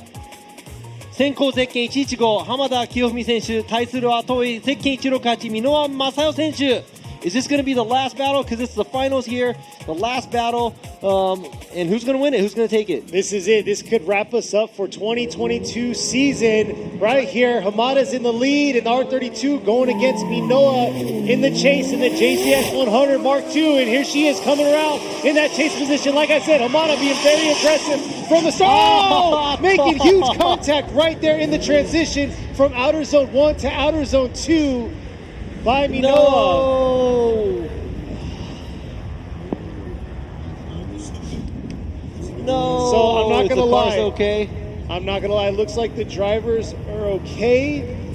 Car's looking a little beat up there, but this ended just like the Pro Series. If you didn't tune in last weekend to the Pro Series, this is exactly how it ended. いや今ですね、今ケニーも言ってます。今村洋一ジャッジも言ってたんですが、FD-J のプロの方でもですね、接触が決勝でありまして、ちょっとこちら箕輪選手入りすぎちゃったのかな、入りすぎちゃって振り返す、浜田選手に振り返す場所を与えず、アウトゾーンもちょっとですねまっすぐ入ってくるような形、浜田選手もね先行の車両、後追いの車両が先行の車両をちょっと邪魔してはいけないという、部分があるので、ちょっと接触、これは後追いの箕輪選手がノーズを入れすぎた、という判断になると思いますが、and obviously Minowa didn't fill the outside zone 1. It looked like she dove in a little bit too much, did not give Hamada enough space to do his transition. And we did talk about this at the drivers meeting as well, that the lead car always has the right of way. The chase car cannot get in the way of what the lead car wants to do. So that does look like she did get a little bit too aggressive at the transition. Nose dipped in a little bit where it created the contact right now. Yeah, she was definitely trying to keep that close proximity. And man, I got to say, that's probably the most aggressive she's been all day long in her chase. But unfortunately, made that contact with Hamada whenever he made his transition from outer zones 1 to 2. いや本当ね、接触があったのはすごい残念なんですが、終始、穏やかに走っていた箕輪選手が、浜田選手とね戦うということで、もっとアグレッシブ、に走っています。So we'll see here. They're getting her car squared away. I think they're heading back to the pits to double check their cars. で、箕輪選手もね、この決勝ということで、今までより一段とアグレッシブにちょっとアタックした、末ちょっと接触がありました。さあ、今のですね、ルール上、浜田選手、が、接触の加害者ということになってしまいますので、浜田選手は10分、そして、箕輪選手は、ごめんなさい、加害者ではなくて被害者ですね。浜田選手が被害者ということで、10分間、そして、浜田選手まだ5分間ルールがあるので5分間も使えます。箕輪選手、車をちょっとチェックするのには、加害者側ということで自分の5分間ルール、を使うしかありません。そしてこの5分間がなくなってしまいますと、タイムアウトという形になるので、箕輪選手は5分間の間に、車両のチェック、そして修理が必要でしたら修理を、していかなければいけません。So it looks like we are giving the fault to Minowa, where she has to use her 5 minutes to check the car and repair. Hamada gets 10 minutes and his 5 minutes if he has to use his competition timeout because he is not at fault. Yes, and this is just the first half of the battle. So next time around, Minowa is going to be in the lead while Hamada is going to be in the chase. And anything can happen at that point because even though she's at fault, she's still got that lead run, and Hamada can always make a mistake in the chase. Exactly, because it's drift. Because drifting. That's what it should see. Hashtag because drifting.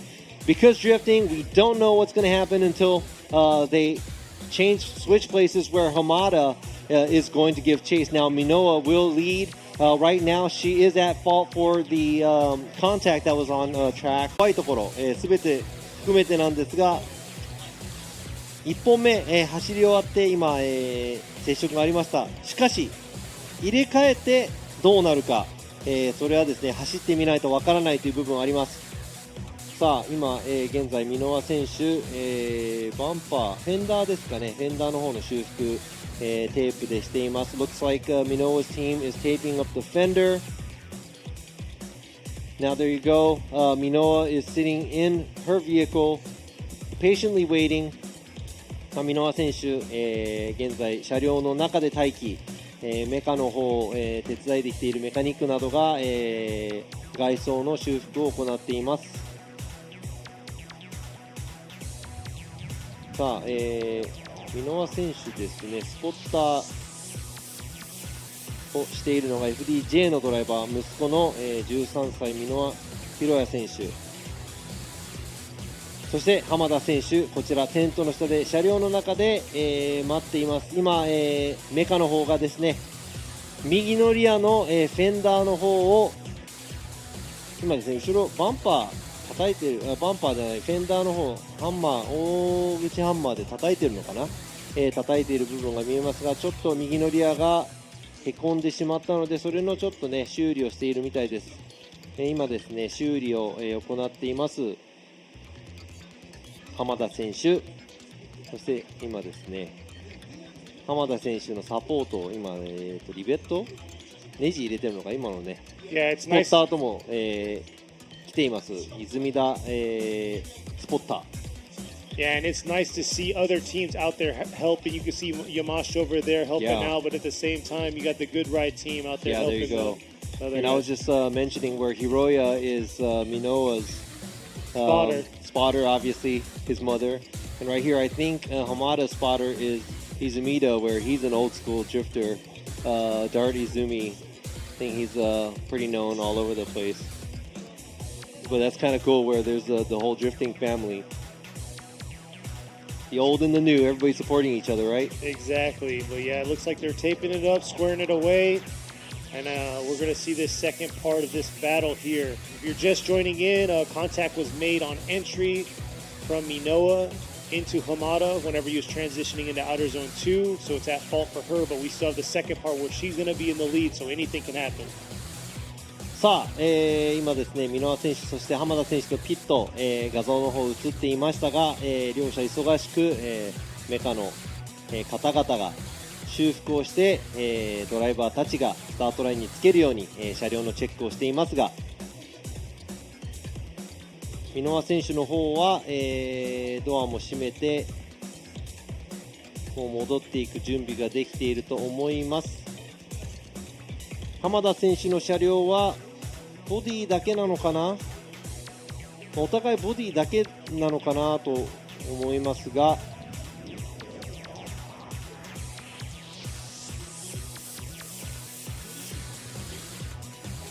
But what a way to finish the 2022 season here.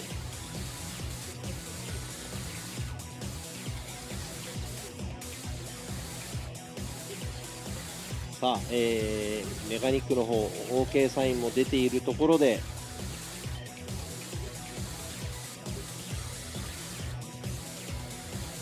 このまま戻っていくと思います。So looking at the pits, it looks like I saw the hand sign, the international OK hand sign. So they may be done and the car is about to roll out. さあ車両が、箕輪選手の車両がピットから出ていくところ、そしてこちらも浜田選手一足先にピットから、出発しました。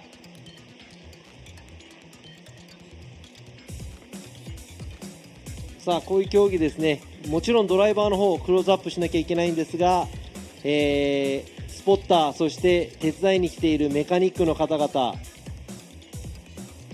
いろんな人、いますのでね、注目して皆さん見ていってもらいたいと思いますが、箕輪選手接触でバンパーが取れた状態、そのままの状態で、今スタートラインに向かっていきます。So obviously, the contact caused the bumper falling off, and she is going to be running without the bumper, going back to the start line. Now, I think they're going to be warming their tires up. The drone footage right here, ドローンの映像。これからウォームアップをして、スタートラインに着くところです。さあ、このファイナルまで来ましたが、2022年横浜タイヤプレゼンツフォーミュラドリフトジャパン FDJ2 ラウンド6富士スピードウェイマルチパーパスドライビングコースで行われています決勝戦 Back to the 2022 Yokohama Tire presents Formula Drift Japan FDJ2 Round 6 here at Fuji Speedway Multi-Purpose Driving Course. The second half of our finals. 決勝戦2本目。Looks like Hamada's ready to go to get his tires warmed up. さあ横浜タイヤプレゼンツということで、各ドライバー、全ドライバーですね、 FDJ2 に参加のドライバーみんな、今年の頭にデビューした AD09 アドバン AD09 で走っています。なのでグリップ力は一緒、あとはドライバーと車の性能のみ。 So all the drivers on the spec series, all the drivers on the same tires, it's all up to the driver's drivability and their car builds. Exactly, they're on the Advan 8009s coming in. This is, like you said, a spec tire, but this is the feeder series. FDJ2 is the feeder series into the Pro Series. So they got it. This is a stepping stone for them to play in that Pro Series. So hopefully we'll get some phenomenal drivers for next year, but it always keeps the competition spicy. Yes, it is. さあ今ね、スペックシリーズ、ワンメイクタイヤということで少し説明がありましたが、こういうね、ワンメイクの、シリーズということで、またですね、フォーミュラドリフトジャパンともちょっと一味違う、ドライバー、そして、マシン作りがですね、目指すと思いますが、さあ皆さん長らくお待たせいたしました。 Thank you for the wait, guys, because we are here on the second run of the finals. 決勝戦の2本目、こちら、始まろうとしています。先行箕輪選手、後追い浜田選手。Leading is Minowa and giving chase is Hamada. And this could be the last run of the year for us. Let's see how it's going to go and if it's going to pan out, if they're going to get a solid run in. Here we are, Minowa in the lead, Hamada in the chase. Minowa coming out really aggressive right there through outer zone 1. Nice job. Hamada adjusting himself, closing that proximity into that outer zone 2 here. Swinging around to this outer zone 3. Nice job by Minowa, finishing very strong. And right there, Hamada dialing it in and closing it up in the finish. And what a way to finish here in the 2022 season. さあ、今の走りで FDJ2 シーズン最後の走りとなるのか。接触があったりとかですね、多分ちょっと分かりやすいと思いますが、今のでね、多分最後の走行になってしまうと思いますが、I think that's the last run because it was kind of obvious with the contact and everything, but both drivers did a very, very great job, lead and chase. 今の先行の走り、そして後追い、浜田選手気迫の後追い。素晴らしい走りが今日一日中ずっと見ていけましたが、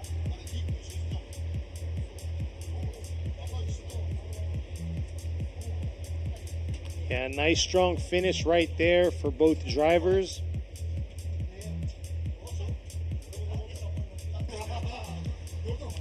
さあこれで決まりましたね。So I think we made the decision. Looks like the judges are all good, waiting for the cars to pull up so we can make the announcement and the final call here. This is it to wrap us up for 2022. さあこちらですね。カメラの前で発表していきますが、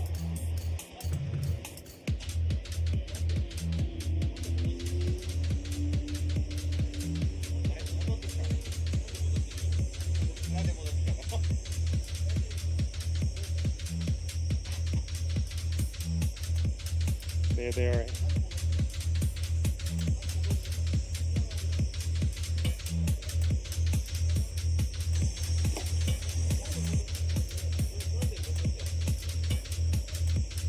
Let's see, we're gonna get Minowa back on the track.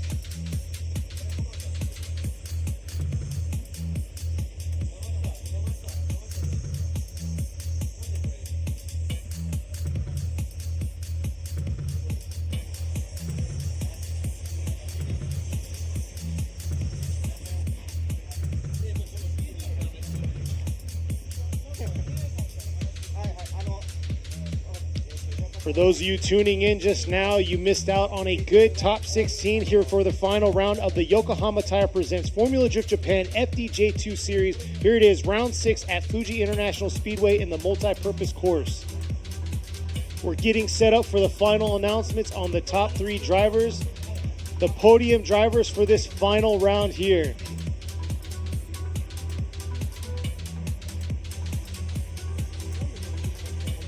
さあ、ベスト3、今日のトップ3のドライバーの表彰を仮表彰ですね、コース上でしたいと思いますが、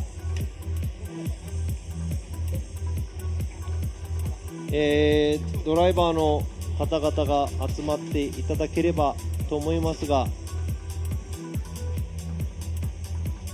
今ですね、ゲートの方では、山下選手。Yamashita's ready to get it running it back. So here we are, we're getting set up for the final award ceremony of the year.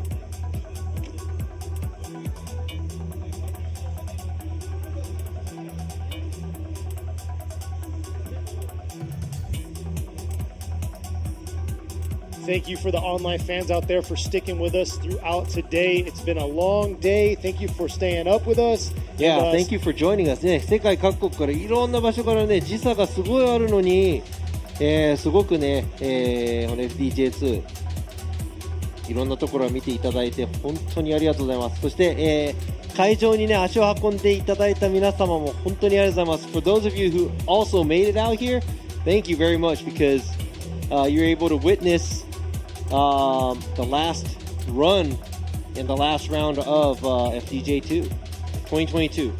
Yes, but before we kick this underway, I gotta say special thanks to Robbie. He's been doing he had a full plate today, you know, talking Japanese, translating in English, and translating what I'm saying in English into Japanese. So yeah, hands down to Robbie, doing a phenomenal job. On top of that, making the final calls for judging too. いや今ですね、一緒に実況やってもらってるケニーにすごく、両方英語と日本語でやっていただいて感謝していると言っていますが、まあね、1年間ケニーもね、フォーミュラドリフトジャパン、そして FDJ2 の方ずっと付き合っていただいて、英語の実況してもらっているので、反対にケニーにも感謝の気持ちでいっぱいです。I also put the thank you back to you because, you know, joining us doing FDJ and FDJ2. But you know what? Enough about us. さあ今やっとですね、箕輪選手の車両が、今ゆっくりと仮表彰の、はいバンパーをつけていたのでしょう。戻っていきました。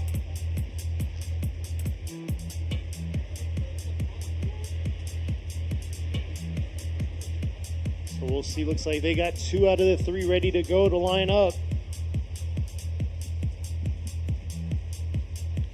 But yeah, what a phenomenal year. Beautiful weather today. Yesterday, if you missed qualifying, The first half of the day was practice, and it was torrential downpour. It stopped right when qualify start. The track dried up, so a lot of these drivers didn't get a sight lap out onto the dry track.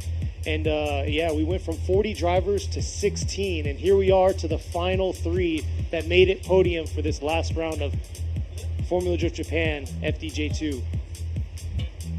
昨日の天気、がですね、午前中雨、そして昼からですね、やっと止んだんですが、各ドライバーみんな雨の中練習、そして予選の時にちょっとハーフドライになっていくところ、難しい路面で40台中今日の、ベスト16まで、スコアを、叩き出して、残っているドライバー、いっぱいいましたが、今日16名のドライバーが戦い、最後の最後、今ですね、トップ3のドライバー揃いました。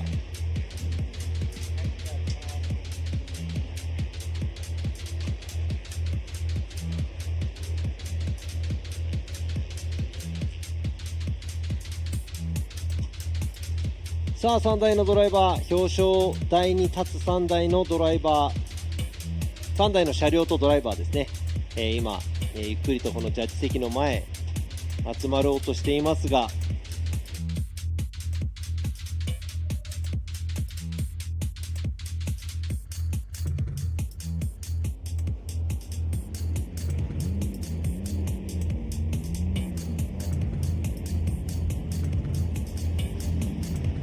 さあなんかピンクっぽい車ばっかり集まってますが、all three cars are like pinkish. I know, pink car party going on right here. So that's the key for the FDJ finals. Have to have a pink car. Or Yeah, pink so hair. yeah, that's why Yoza had no chance. Yoza 選手ね、青だったから4位になっちゃいましたけど。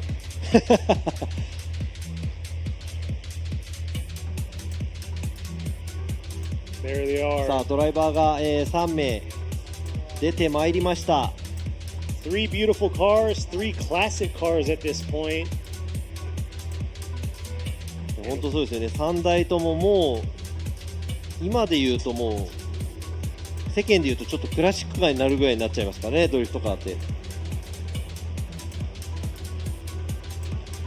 さあ、3人の、ドライバーが握手を交わしながら、Sportsmanship right there. はい、 I like it. I ス love ポーツ it. マンシップ素晴らしいです。すごくいいことです。All right, so let's get this kicked off. We're going to announce the driver here getting third place. He was in the Cos Power Beast right here. 180SX number 840, Kazutaka Yamashita. 山下和孝選手、今回3位表彰台です。おめでとうございます。惜しくも、浜田選手に、負けてしまいましたが、予選のポイントで3位表彰台となりました。おめでとうございます。さあ、フォーミュラドリフト FDJ2 Round 6 Fuji Speedway Multi-Course The winner of the round、 今回の勝者です。 The winner goes to driving for the GH Racing HCR32 Skyline, car number 115, Kiyofumi Hamada gets the win. おめでとうございます。浜田清文選手、このファイナルラウンド富士で見事優勝です。おめでとうございます。 And coming in second right behind him, did not make it easy, beat him up a little bit here in the finals in the Heyman JZX 100 Mark II, number 168, Masayo Minowa. そして初表彰台ゼッケン168ヘイメンの箕輪正代選手、今回惜しくも2位です。決勝ではですね、そう簡単に浜田選手に勝たせまいと接触がありましたが、惜しくも2位ということで、この3名のドライバー、今回富士 FDJ2 ラウンド最終戦の、表彰台ドライバーとなりました。おめでとうございます。 These three drivers are the podium finishers of this final round we have at Fuji Speedway. Now let's go ahead and ask the drivers how they feel about it right now. さあ、ちょっとですね、ヒーローインタビューという、ね、ドライバーにインタビュー、ちょっと今の気持ちを聞きたいと思いますが、浜田選手おめでとうございます。ありがとうございます。今の、気持ちを率直にお願いします。正直最後の決勝ですか、ちょっと接触があって両方がうまく走れなかったんで、ちょっと不完全燃焼っていう感じになってしまったんですけど、まあベスト16から結構サドンデス続いてて、もう体力も持つかなってところだったんで、まあこれで良かったのかなと今思ってます。聞いてました？聞いてましたよ。訳すのに書いてたんで。ああ、すみません。So he said, at the finals there was a collision, and he was not satisfied the way it ended. He wanted to battle it out in the finals, but he wasn't able to. But at the same time, he said he was saved because he was getting really tired. He did have multiple one more times throughout the top 16 to now. So he said, I guess at the end, if it's good, it's all good. So 終わりよければ全てよしということで。はい。はい。で来年は、またこのシリーズ争いに参加してもらえるんでしょうか。一応予定では J2 にフル参戦で、シリーズ優勝、シリーズを狙いに行くっていう感じにしようとは思ってます。はい。ぜひともね頑張っていただきたいと思います。はい。Hamada is going to be gunning for the championship for the 2023 season too, so he said he is looking forward to joining us here at FDJ2.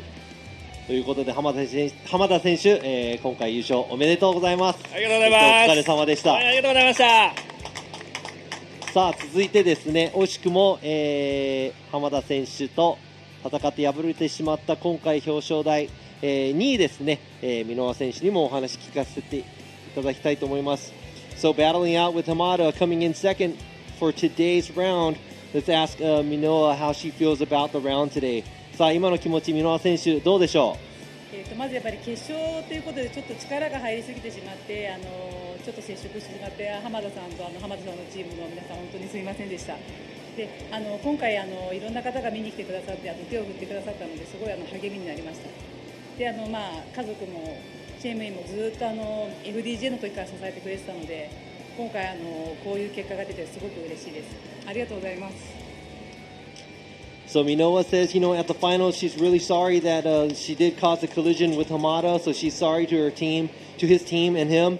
But she said she was very happy that a lot of fans are here to wave her, and that gave her the strength to move on to where she is. And throughout Formula Drift Japan, and also through FDJ2, she said, her team and her family has been supporting her, and she is more than happy to be able to make it all the way up here to now. いや本当表彰台、立てて家族の方も嬉しいと思うので、皆さんね、今日はいい思いをして帰れると思うのでね、よかったと思います。おめでとうございます。ありがとうございます。さあ、続いてですね、今回浜田選手敗れてしまいましたが、予選ポイントで表彰台3位、予選5位ですね、気迫ある走りを、今日続けてきました山下選手にも、ちょっとお話聞かせていただきたいと思います。So let me go ahead and ask how Yamashita feels about this. He did lose to Hamada, but because of his qualify points, he made it into third place on the podium. 3位表彰台おめでとうございます。はい、ありがとうございます。今の気持ち、一言お願いします。はい、そうですね。シーズン始まって、この車ちょっと人のなんですけど、お借りしてちょっとシリーズ出てみるっていうことで、いろいろやっぱり特殊なエンジン。VR っていうやっぱりトルクがある車を乗りこなすのも難しいし、足のセットアップもうちょっといろいろ勉強して良かったり悪かったりとかちょっといろいろあったんですけど、最後になんとか本当はてっぺんに行きたかったんですけど、もうちょっとだけやっぱり腕の方が実力が伴ってなくていけなかったんですけど、でもこの FDJ2 っていうワンメイクのやっぱタイヤでどんなにエンジンの馬力があろうとなかろうと、イコールコンディションで戦えるっていう面白さをちょっと1年通して実感できたかなと思います。それとやっぱりギャラリーの皆さんの温かいやっぱ声援、やっぱ出入りするときに手を振ってくれたりとか応援してくれるっていうのがやっぱり嬉しかったです。すいません、今日はありがとうございました。表彰台おめでとうございます。そしてお疲れ様でした。So throughout the season, this is a rental, and he doesn't own this car. He decided to drive the season with this vehicle, and it's a rental. And it has a VR38 in it. The torque is different. The setup of the suspension is very different from other cars, and there's goods and bads. But at the end, he did want to be on the top of the podium, but he will settle for third place. He thinks that maybe he's still not good enough to be on the top of the podium, but he will see in his future. Being in the series in FDJ2, he said it's very interesting and it's fun to join because of the equal conditions of the spec tire, since it is a spec tire series. And he said he was able to enjoy the year for the whole season. And he would like to thank the fans, also waving at him, and people like that will, give him the drive to keep going. So he would like to thank everybody. ということです。こちらですね、3名のドライバー、今日の表彰台なんですが、これにて、でしょうか FDJ2、シリーズ最終戦、ここ富士スピードウェイ、閉幕という形になりますので、こちら、写真の方ちょっと撮ってもらいます。And as they take their pictures, congratulations to those three drivers right there on your screen. And thank you for those spectating from afar on the live. We do appreciate it, and we do love you all for keeping with us all year round. So, yeah, like the fans is everything, for a lot of these drivers and the people that support them. There's no way you can do this without all the people. So, very happy to see that there's a lot of support for these drivers.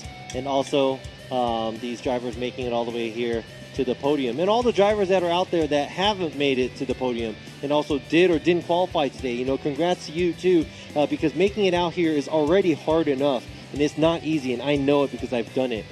このね、サポーター、そして、ドライバーたちを支えるファンの皆さんが、いることも、みんな感謝しているということで、すごくありがたいと思っていると思います。さあ、来年の FDJ2 の、スケジュールですが、鈴鹿ツインで始まります。4月鈴鹿ツイン、第2ラウンド恵比寿西コース、6月ですね。第3ラウンド7月、スポーツランドスゴ、第4ラウンド奥吹モーターパーク8月ですね。で、9月ラウンド5日光サーキット最終戦、来年の最終戦は10月岡山国際サーキットということですね。なので、今年のフォーミュラドリフトジャパン、そして FDJ2、来年もどんどん、規模を大きくしながら、楽しい、シリーズにしていきたいなと思っていますので、皆さん応援よろしくお願いします。そして見に来てください、ぜひ。そしてライブストリームの方もぜひ、見てくださいね。So here's the schedule right here of the rounds. We have Suzuka, Ebisu, and so on. We have it all there. And check this out. ここでですね、新たに今年は FDJ2 ありました。来年新たになんと、もう一つ発表することあります。There's something new. You just saw that. It said FDJ something. Let's go ahead and have Iwata right here explain it. さあ、代表の岩田、さんに、はい、ちょっとこの、はい、何ですか FDJ3 って書いてあるの何でしょう。ですね、来年なんと FDJ3 というですね、J2 の、一つ下のグレード、を開始します。で、もともとですね、これはなぜ FDJ3 をやるかという意味なんですけれども、 J1、階段でいくと今年は J2 があり FDJ があり、 FDJ のトップ3の選手はアメリカのトップリーグね FD に行けるという階段を作ってきたんですね。訳しますか。そうですね。So as we were talking, that's FDJ3. You saw that, and it is true. We will be doing another series, and it's going to be the feeder series of FDJ2. The reason why he is doing this is because we have Formula Drift Japan, which is the top category we have. And on top of that, we have Formula Drift USA. So you can compete in Formula Drift Japan. That will give you the path to go to the USA. Now, the FDJ2 series gives you the path to go to FDJ. So where's the path coming from FDJ going to FDJ2? はい。ということで、サッカーのね J1、J2、J3 というのがあるんですけれども、やっぱりドリフトというのを競技、モータースポーツとして発展させるためにですね、その階段を作ったということが非常に大事だと思ってるんですね。で、この階段を作っていくのに、J2 から J3 から J2 に上がり、J2 から J1 に上がり、そしてアメリカに行くっていう、夢を求めた階段を作ることでドリフトの競技、本当にモータースポーツとしての地位を確立したいという思いで、J3 を作ったんです。So the reason why he did create the J3 is to carry the dreams all the way up. You know, it's just like the Japanese soccer. You got J1, J2, J3. You do want to go higher and higher and higher. And in order to go there, you need the path to get there. So he created the ladder so you can move your way up from J3 to J2 to J1. And if you have to go, and if you want to go to the U.S., it's all possible. So there's a dream there where before it was almost impossible to get there, but now it's a lot easier for everybody to join. So it's everybody's game. You out there can actually join, and you could be the next champion of even FTUSA ということでね、はい、画面の向こうにいるあなたでも、もしかしたらいつかフォーミュラドリフト USA の、チャンピオンになる可能性もあるので、ね、あと一つ言わせていただくとですね、この J2 は、今年までアドバンのネオバというタイヤでしたね、で実は今年のですね8月の6日締め切りでJ2 および J3 のタイヤサポートの会社を募集したんです、でその入札をもう本当にいっぱいのタイヤメーカーさんがしていただいて、ありがたかったんですけれども、その中で決定したというのが、入札の結果ですね。 J2 がもうこれから3年間、横浜のアドバン3年間ですね。それから J3 が、来年から3年間、これがですね横浜のエイペックス V601 というタイヤになります、でこれも J3 もワンメイクタイヤにしました。ということで J2 もワンメイク、そして J3 も今聞きました皆さん J3 もワンメイクタイヤですよ。 So you heard that if you understood what he just said. Now they have I think in August, up until August, they did have it open where it was everybody's game. All the tire manufacturers were able to join to see who can take over the Spec Tire Series. And now we have the winner of the bidding and whatnot they had to do. But Yokohama Tire, they have a 3-year contract. They will be supporting FDJ2 as a spec tire and the 3-year contract with FDJ3. Now they will be joining us. And the tires that they'll be using will not be the Advan 80s 09s. It's going to be a different tire called the Apex V601. So those tires are going to be the spec tire for the FDJ3 series. そうですね。でタイヤの種類を同じことにする、ワンメイクにすることによって何を望んでいるかというとですね、僕たちとしては同じタイヤを使うことによってチーム力の向上だったり、ドライバースキルの向上だったり、また全体的にねチームをマネジメントする力だったり、そういうものがワンメイクにすることによって生まれるだろうという、チーム全体としてこのコンペティションを考えてもらいたいという理由からですねワンメイクにし、そのワンメイクに今回横浜さんが賛同していただいたというのがこの経緯になりますね。はいはいはい。So as he was explaining right now, the reasoning behind doing the Spec Tire Series is obviously to keep everything the even playing field. Now, by having the same tire, the teams has to work harder. The driver has to drive harder. You know, the engineer is going to have to engineer the car better. So it's more of a team effort and the team management trying to keep everything together, trying to make sure that the level of the driving is all the same or even higher than the other teams. So now this is more of a training for not just the driver or the competition. It is for the whole team to make it. And we all know that, you know, you get into the higher level of Formula Drift.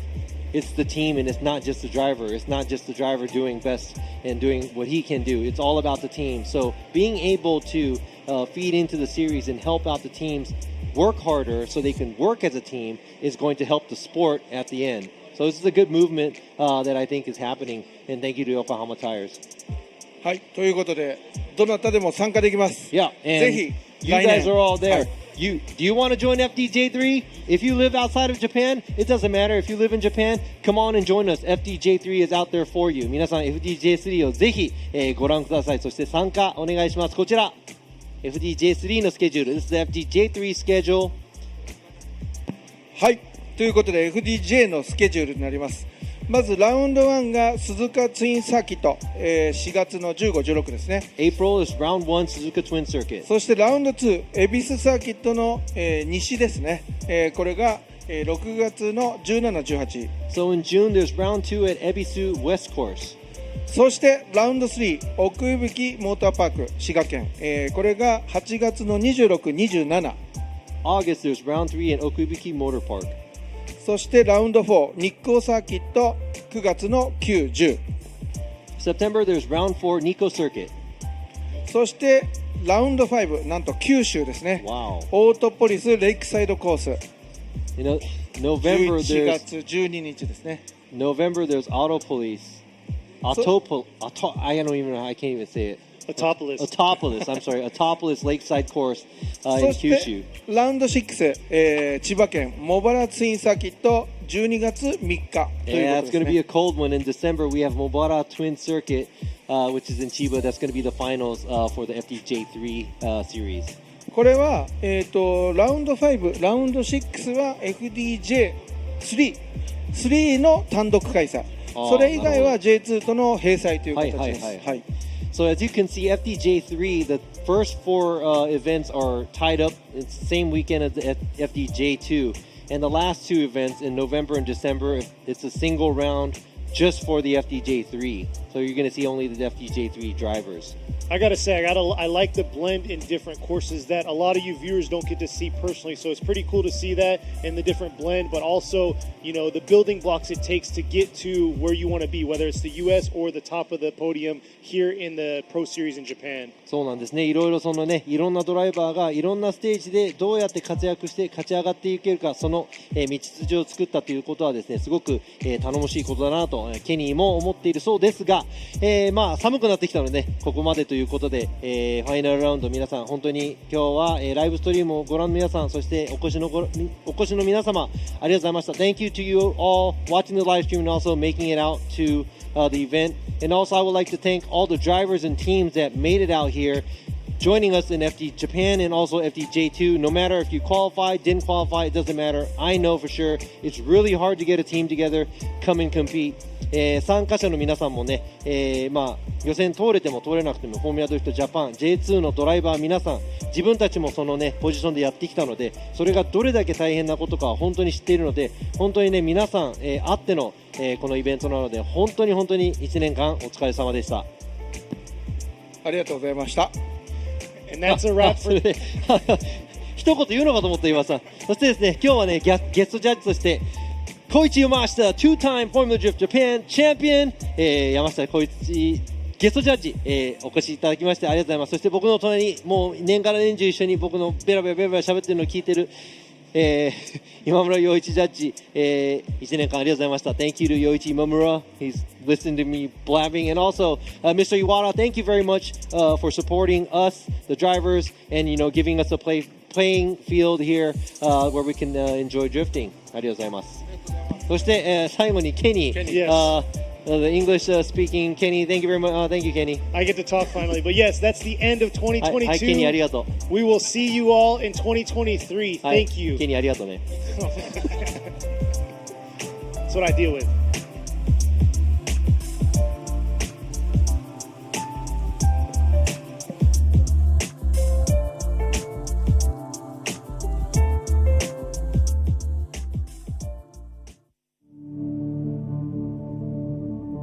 Formula Drift Japan.「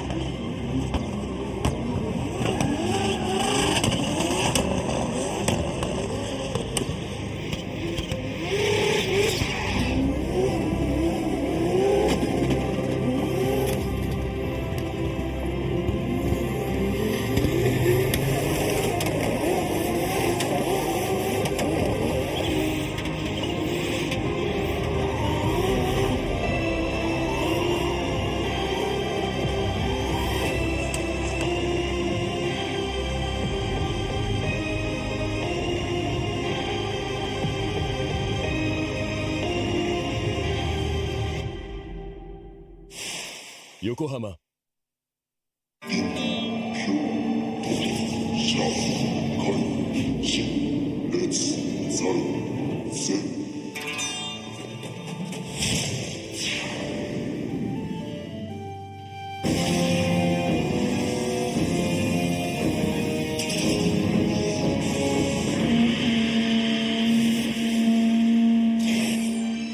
Ultimate lubricant. Mortis.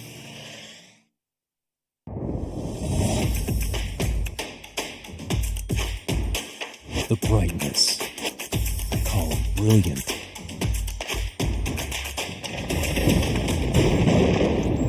Valenti. What's up, guys? It's Frederick Gaspo, and I use RSR suspension on all my drift cars. I love RSR. Iyo RSR Ichiban.